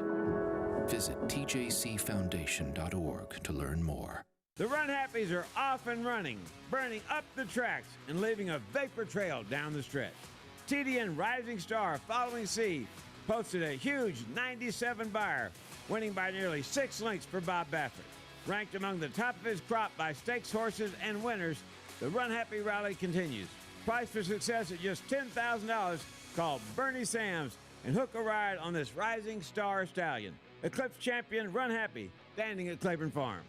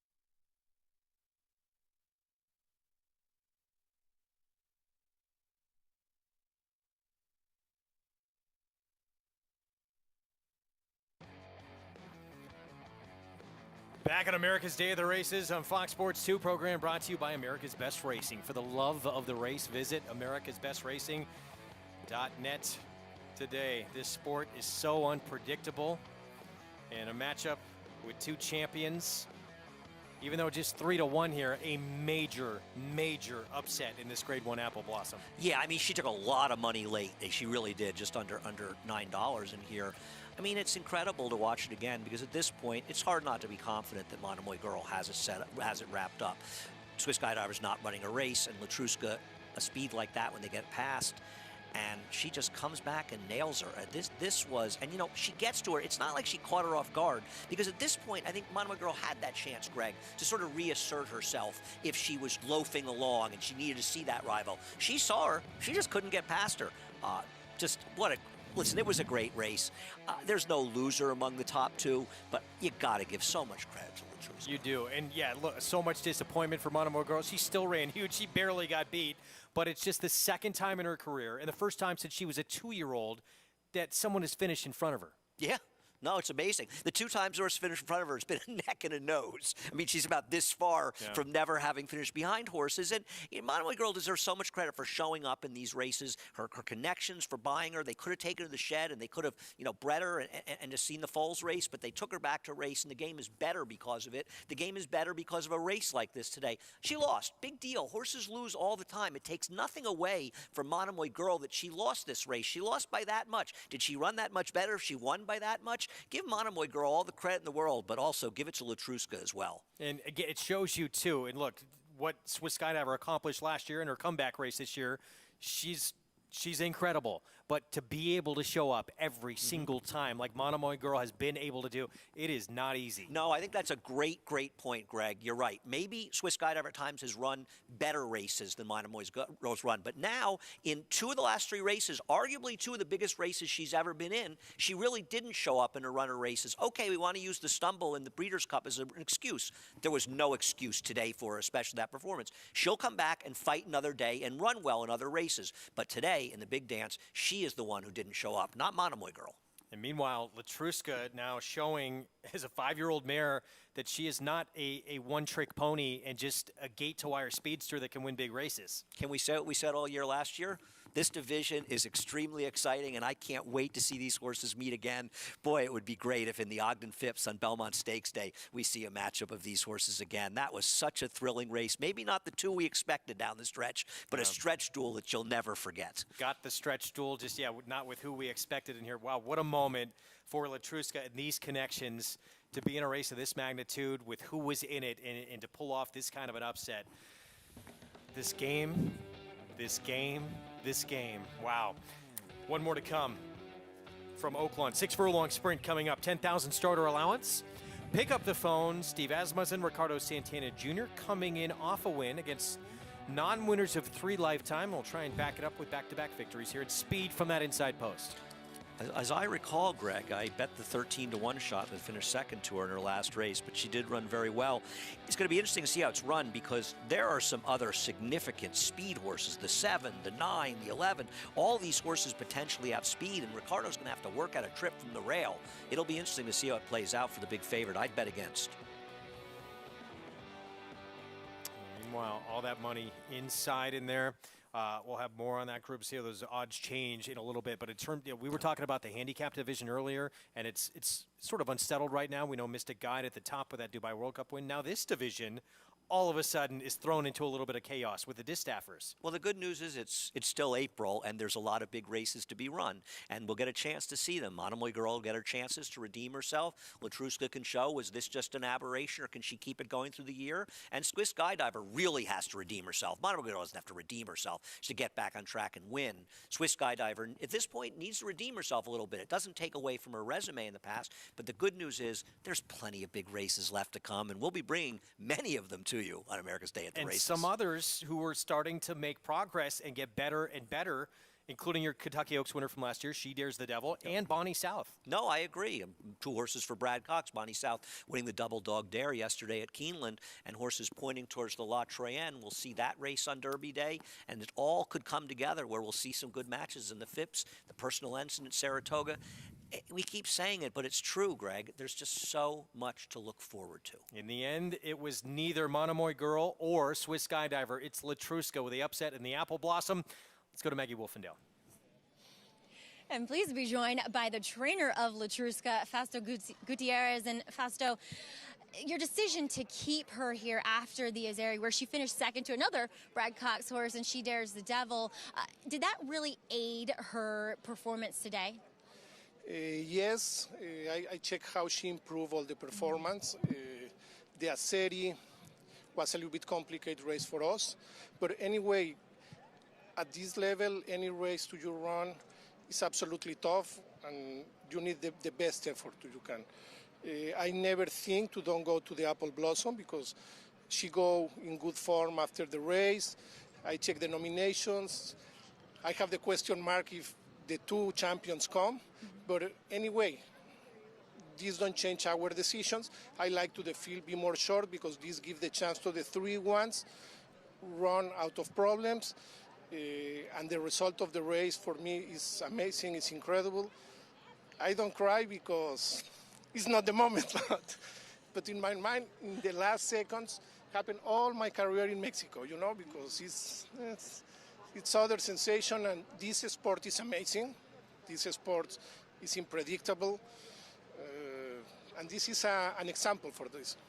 To kind of come, I don't want to say rags to riches, but to start a career in Mexico and now be a Grade 1 winner and beat 2 champions, how the journey that she's taken you on, how's it been? I repeat, it's a dream. When I started this adventure 2 years ago, 1.5 years ago, after the races for the Caribe, to be here to compete with these horses, I never dreamed to run at Saratoga and win a stake. And now win the Apple Blossoms, I need to wake up. What else can I tell you? Because these kind of races help the industry for sure. Yeah. I don't see the fractions, but Monomoy Girl, she's a great horse. She make a good effort. We make two, and in the series we lost. Now this picture is for us. How complicated and how big difference make this small head. And talk a little bit about the ride that Arad Ortiz gave her today. The 8th rider that she's had on her back since coming to the States. I mean, he just seemed to fit her perfectly. I think Irad is one of the most professional jockeys I never know. I started to have communication with him 4 years ago, I repeat you, for the races for the Caribe. All the time he tell yes for everything. We win 6 races at Gulfstream Park. It's not important to he don't ride the horse before. He have magic in the hands. This is why I tell you, it was it's magical. Not possible to explain. Yeah. You just have to check the performance he have, how he barrel.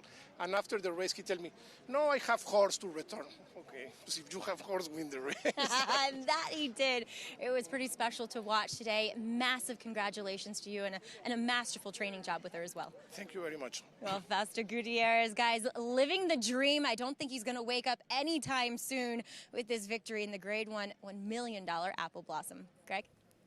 Oh, that's a great moment for him. He was a dominant trainer in Mexico for a long, long time and actually had tried coming to the U.S. back in 98, 99. He won about 20 races on the Texas circuit, wound up going back to Mexico. He had a horse who won the Mexican Triple Crown, who we saw in those Gulfstream races, Kukulkan, who actually started out 13 for 13 in his career in Mexico, but wanted to come to the U.S. and now hits the big time with a Grade 1 win in beating 2 champions in this race. So many good stories today, right? So many good stories, and I think that just hearing that interview and seeing the joy from him for a win like this, and I don't even know what's really hit him, and to think that he won this $1 million race, this Grade 1, and an historic Grade 1, and she adds her name to the list. Can't wait to see what she does the rest of the year, but it'll never take away whatever it is from the moment today in a great race. We were all excited about the race, and the race delivered in a very big way. Maybe a surprising result, but that's also what makes racing so great, Greg. You don't know what's going to happen when you open up that envelope. Sometimes it's not the first or second name you expect to read. We saw, as you mentioned, Latruska at Saratoga last summer. We might see her in some very different spots this summer at Saratoga. Yeah, I think they won't be running in the less prestigious races. And I just don't know what to say. It was a day that really delivered, and I hope that people appreciated the kind of day it was. A great photo, and a race where there really wasn't a loser. Monomoy Girl loses absolutely nothing in defeat. She ran another terrific race. Latruska just stepped her game up for the big race. A nose defeat for the 2-time champion Latruska. Now a Grade 1 winner here in the U.S. as she won the Shuvi at Saratoga last summer, a Grade 3. I would think bigger targets ahead for her in the months to come. We're going to take a break. Wow, Kendrick Carmouche, what a run it has been for him over the last few months, and now he's going to run for the Roses, his first ever trip to the Kentucky Derby. He'll be aboard Bourbonic, the Wood Memorial winner, surprise upset at 72-1. Catholic Boy, one of only 3 American 3-year-old colts in history to win Grade 1s on both dirt and turf, including the immortal Secretariat. A 6-time graded stakes winner from ages 2 to 4, he was the fastest 3-year-old of his crop over 10 furlongs. Now his first foals have arrived. Dual surface Grade 1 winner Catholic Boy, standing at Claiborne Farm. It only takes 20 cents to take down an Empire. The Empire 6 is the 20-cent minimum bet with a 100% net pool payout every day at Aqueduct. The sequence is the last 6 races on the card with a 20% takeout each day at Aqueduct. Win big with 20 cents on the Empire 6. For details on the Empire 6, visit nyra.com/Empire6. Caraconti, a leading sire amongst his crop by percentage of stakes horses. Caraconti is off to a strong start at stud. Top runners include graded stakes winners Kenzai Warrior and Sol Volante. Plus, 2-year-old stakes winner Spanish Love Affair And dual surface dynamo, Princess Grace. To Princess Grace. A rising star with graded stakes winners on both dirt and turf. Cara Conti, standing at Gainesway.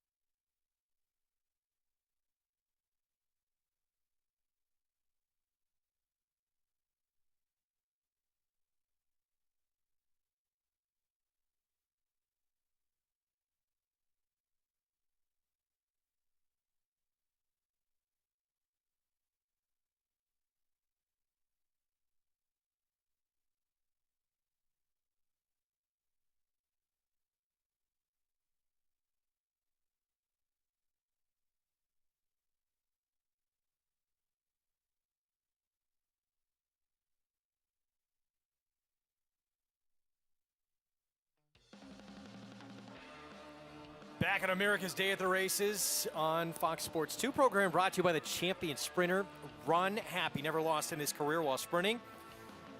Did it all while racing medication-free, having a terrific year as a second crop sire. Well, before we went to break, we told you life is good right now for Kendrick Carmouche. He is headed to the Kentucky Derby.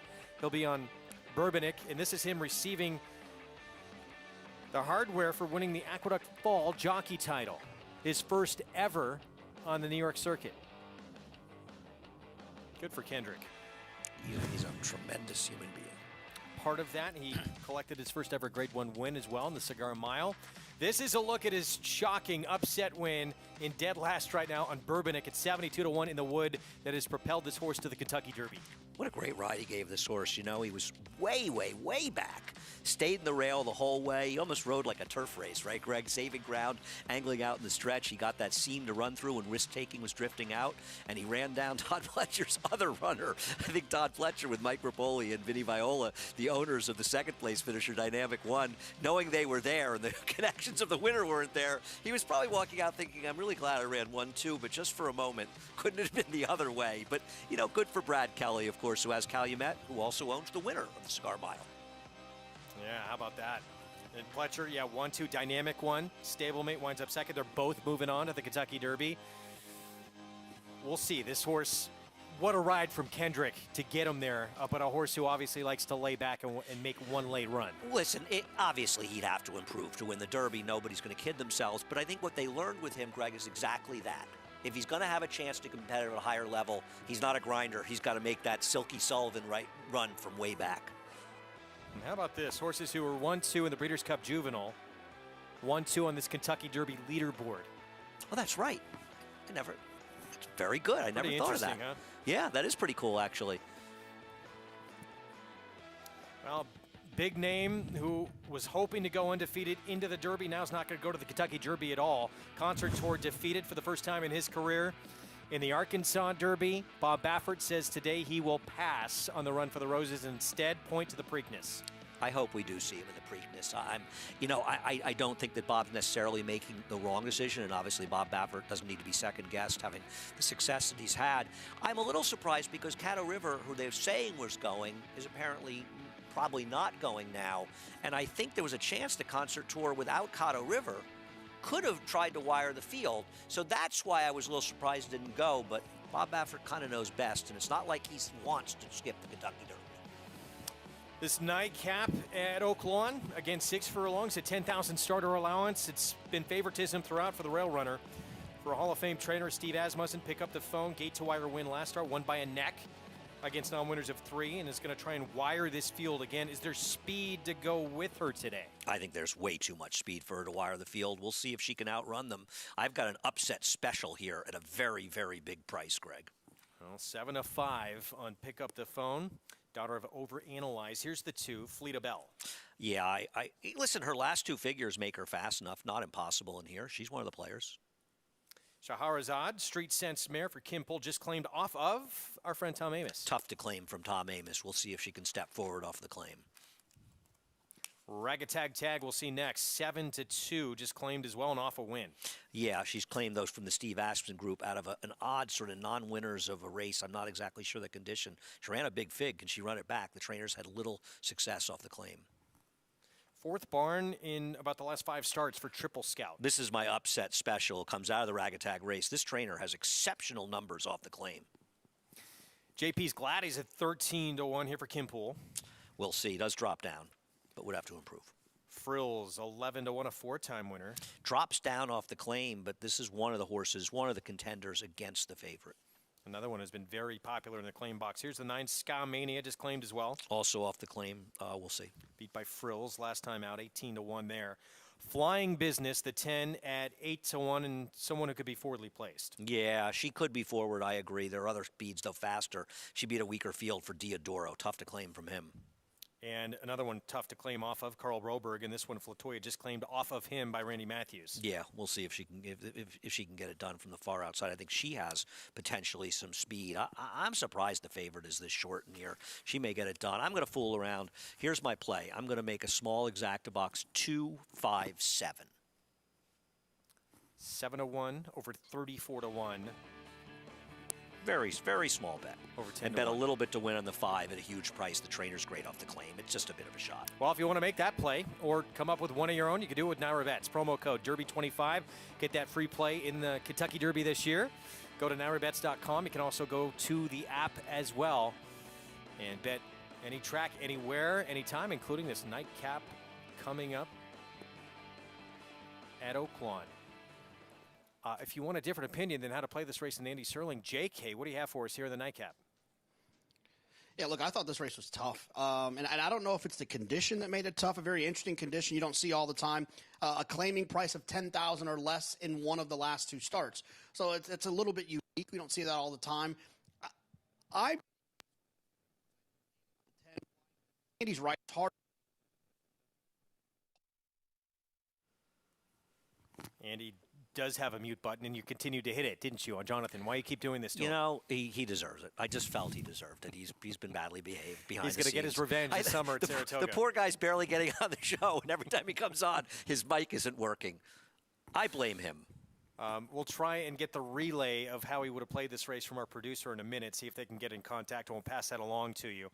We know to win, he liked this horse right here, the 10 at 8-1. Flying Business, who comes in off that win, which is claimed by Tom Swearengin. Also, just like the favorite, coming out of a non-winners of 3 spot. Oh, I thought for a second he was claimed by 10 Strike Racing. As Mike's not working, I could really abuse him. Yes, you can. Minute to post here. Let's check in with Maggie. Yeah, taking a look at the favorite, number 1, Pick Up the Phone. Filly that I've seen before, ran up in Saratoga last year, was never one that really kind of carried her weight that well. And today, actually, probably the best I've seen her. Granted, she's a year older now, and sometimes, horses will obviously fill out and grow a bit, and that's what she's done.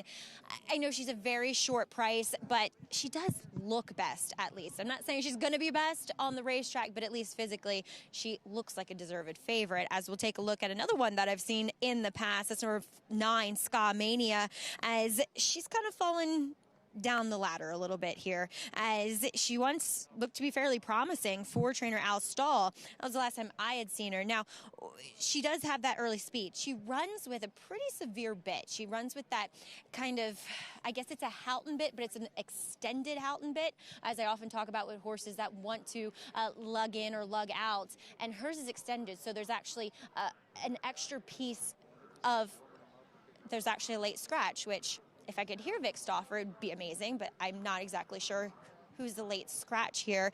It's the 5, Andy's horse. Not going to be able to play that long shot today. So number 5, Triple Scout, is out. But back to Ska Mania. the bit she's wearing. It's extended on the outside, and as Richard Migliori says, you know, you just have to touch it ever so slightly, and it will apply that pressure to a horse's mouth. So therefore, they're less, you know, inclined to want to lean a certain way. She looks great. She always has, but you know, her form is a little bit questionable at the moment, and she was claimed away from Robertina Diodoro to a lower profile outfit. Greg? Maggie, thanks. And there's that late scratch of unfortunate because a huge price that, Andy, you actually liked in this spot. Triple Scout comes out, so I'm not going to be able to play that big price in here. So revamped here, what would you do? I'm going to box the, what did I say? What was it? What was my bet? 257. So I'll just increase my box on the 2 and 7 and bet the one that's a bigger price. I don't know. You're just completely against this favorite, huh? I think she's a terrible play at 6-5. Not only because she's, I mean, I know she won last time. She's also got 8 seconds and 17 starts. Lost her races at short prices, and I think she's going to have to run to make the lead from the inside. So we'll see if she can. I'm not saying she needs to lead to win, but if she doesn't, she could get shuffled out. Even money now on the favorite. Jonathan might be gun shy. We're going to try him again, though. JK. No, well, first of all, let's get Andy to put his hands up so he can know that he's not doing something to keep me from talking. Look, it is hard to claim off of Diodoro, but I do think the 10 flying business is a little bit interesting. Sometimes that first race off a claim can help quite a bit. This horse was extremely wide last time. He took a lot of money like he couldn't lose. So he gets qualified for this condition by running for 10,000. I just think he's interesting to a certain extent. We'll see what happens with him. And he's a nice little price at 7-1 on the board. But I will not be shocked if anyone wins this race. Yeah, thank you, Jonathan. What about the 4? I mean, this 4's been, for this level, pretty consistent horse. Coming off a big win, big number, 11 times in 20 starts has been first or second. No question. This horse is run very well. And this horse is running back 15 days after the claim, which we consider sort of running back on the previous trainers claiming. The trainer who claimed this horse is 2 for 41 off the claim in the dirt over the last 45 years. And I don't want to take horses claimed from Steve Asmussen. This horse has run some big figures. There's no doubt the best race this horse run, including the last figure, would make her extremely tough to beat in this race. I'm not taking a short price, and she's 3-1 now to see it. I either want to just fool around with prices or pass. There she is, the one we've been talking about, the 4. Yeah, Ragatag Tag. Tough, as you mentioned, to train off this trainer as well, Hall of Famer, Steve Asmussen.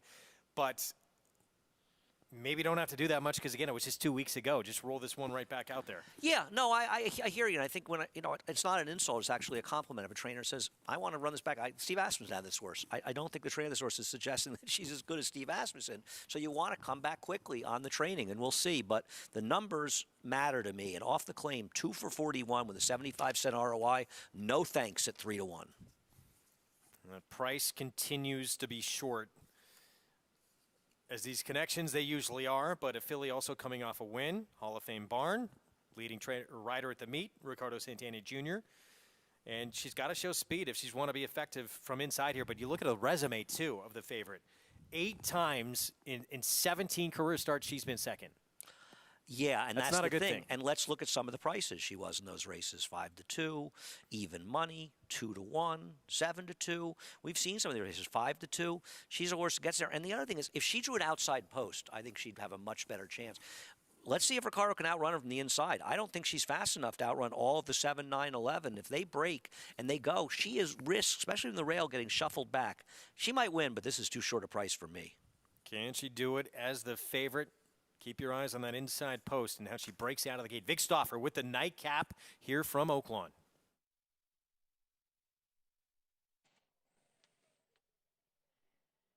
They're at the post.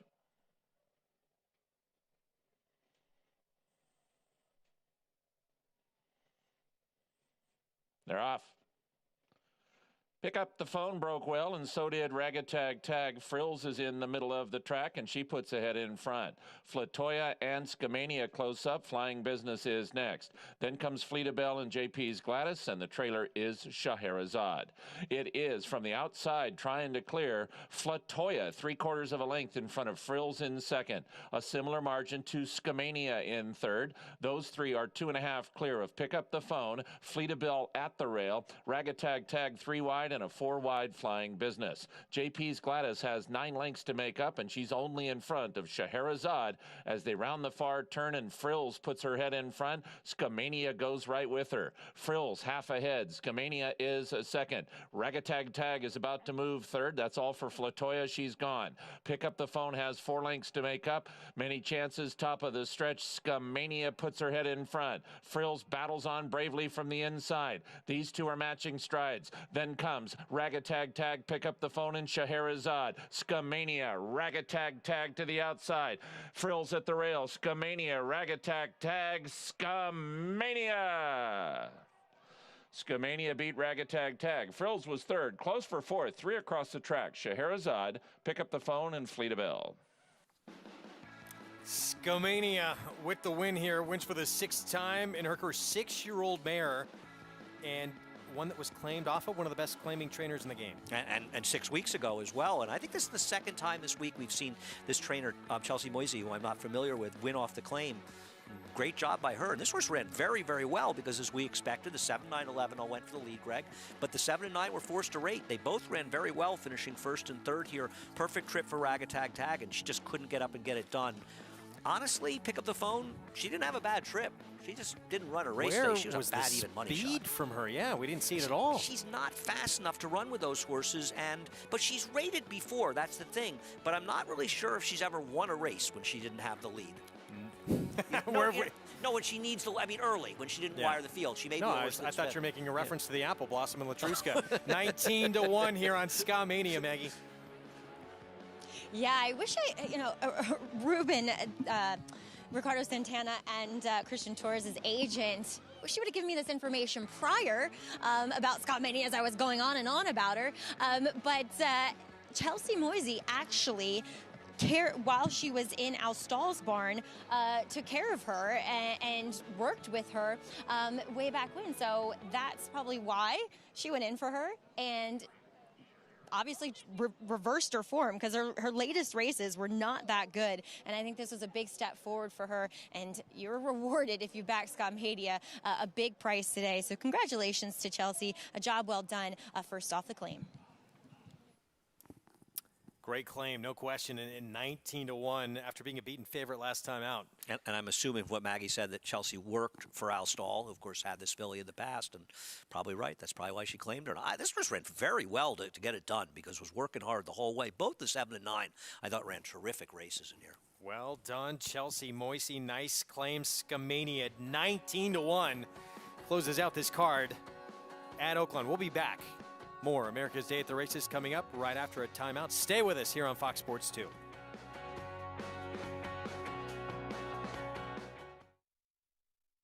The ultimate accolade for a racehorse is to be named Horse of the Year. To be enshrined to the Hall of Fame is to achieve immortality. As a stallion, genetic immortality is defined in 2 words: breed shaper, plain and simple. 2-time Horse of the Year and Hall of Fame inductee, Curlin, is just that. Breed shaper, Curlin, the classic sire.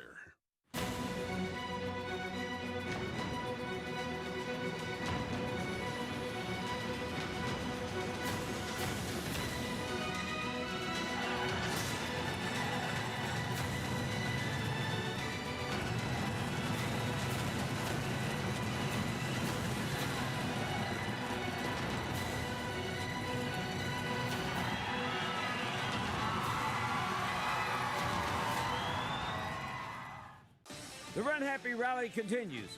Following C defeated Happy Mac at Oaklawn Park, earning a huge 97 Beyer speed figure in just his 2nd start as the Sons of Run Happy finished 1-2. TDN immediately named him a rising star. Book your mare to Superstar Champion Run Happy for the incredibly low price of $10,000. Call Bernie Sampson, tell him you want the stallion who raced medication-free. Run Happy, standing in the legendary Stall 1 at Claiborne Farm. Racetrack Television Network brings you every race, from every track, on every screen, every day. With monthly packages starting as low as $5, RTN gives you great value and access to more live HD streaming and race replays than anyone. Visit RTN.tv today to sign up and watch on almost any device, including Roku and Amazon Fire. Use promo code TRYRTN for a 5-day free trial.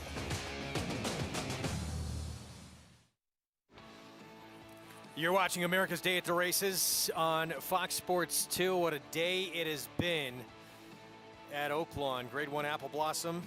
Big upset. Our program brought to you by Naira Bets, where you can bet all the action. Go to nairabets.com. You can download the app as well. And how about this for an upset?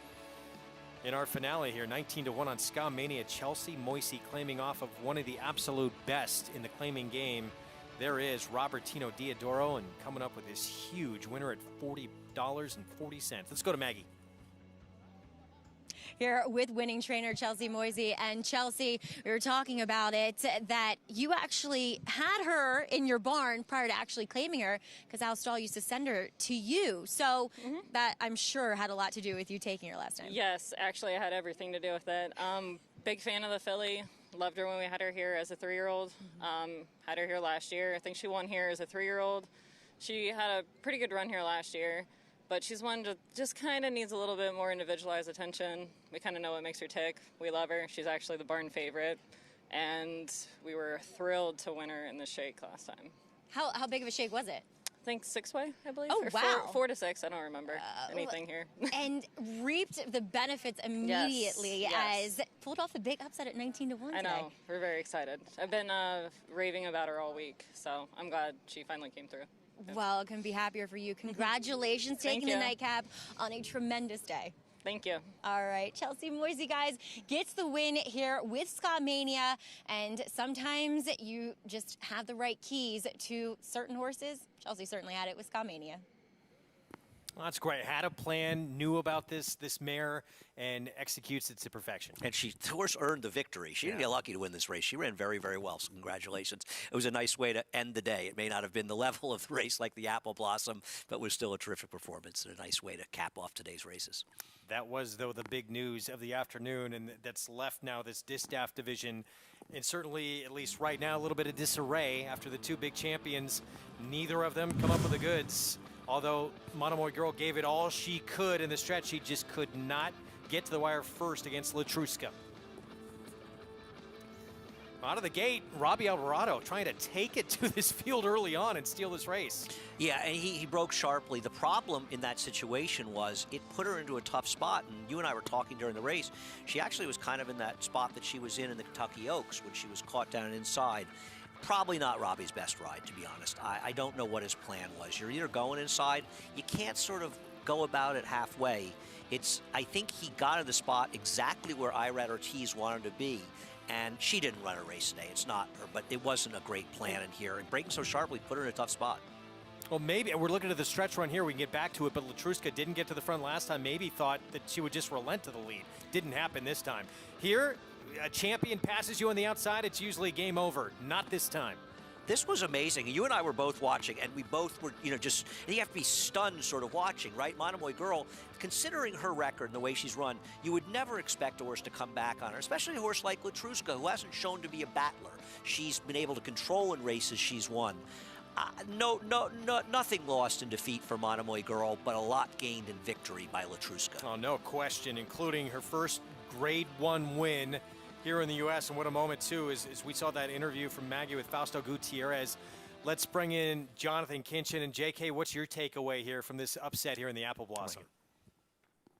Yeah, I don't think, Monomoy Girl really loses anything in defeat. It's unfortunate, obviously, when our champions don't get the job done. But, she ran her race, and she just got beat by a horse that ran extremely well. Latruska deserves all the credit in the world. But I can't end this conversation without saying the difference that I feel like Irad Ortiz made in this race. He's dynamic. I loved what he did with Fearless early, a horse that keeps falling back. He put him in the race. He won the race early. He's such a good rider wherever he shows up. And I like to think that he had a hand in making the difference there with getting Latruska up in front of the champ. He's a difference maker, and that's why he is the reigning 3-time Eclipse Award-winning rider. Yes, he's a very good rider. And he gave the horse a great ride, I agree. It just seems to be almost magical for him. What can I say? It was a day that promised a great deal. Sometimes things promise a lot, and it doesn't pay off. Today it paid off. We had some great racing today, and I hope people were able to enjoy it as much as we enjoyed it here. Incredible to have races and horses with these kind of resumes this early in the year kind of go at each other in Grade 1 company. It was a treat for everyone. Going forward, Monomoy Girl, what do you expect? Do you think she's lost a step, or do you think she can still be as good as she's been? No, I think she ran a race today and she just lost. That's the way it goes in horse racing. She met a very, very tough mare, and she wasn't able to beat her. It doesn't knock her at all. I look forward to the meeting again, and it's April. Belmont Park is opening on Thursday. Saratoga's a couple months away or a few months away. There's so much great racing to look forward to. The Derby is in 2 weeks. This is a great, great time of the year. It is, no question. And look, Monomoy, you want them at their best in November. She's got a little ways to go to get there. She ran a big one. Couldn't get it done today, though. Unfortunately, it was the upsetter, Latruska. Irad Ortiz Jr., difference maker, no question, on this 5-year-old mare for a trainer who had come to the States over 20 years ago, wound up going back to Mexico where he was dominant, and now gets a shining moment here with this Grade 1 victory against 2 champions. Latruska, the upset winner, against Monomoy Girl and Swiss Skydiver. We're back tomorrow at 1 Eastern on FS2. We'll see you then.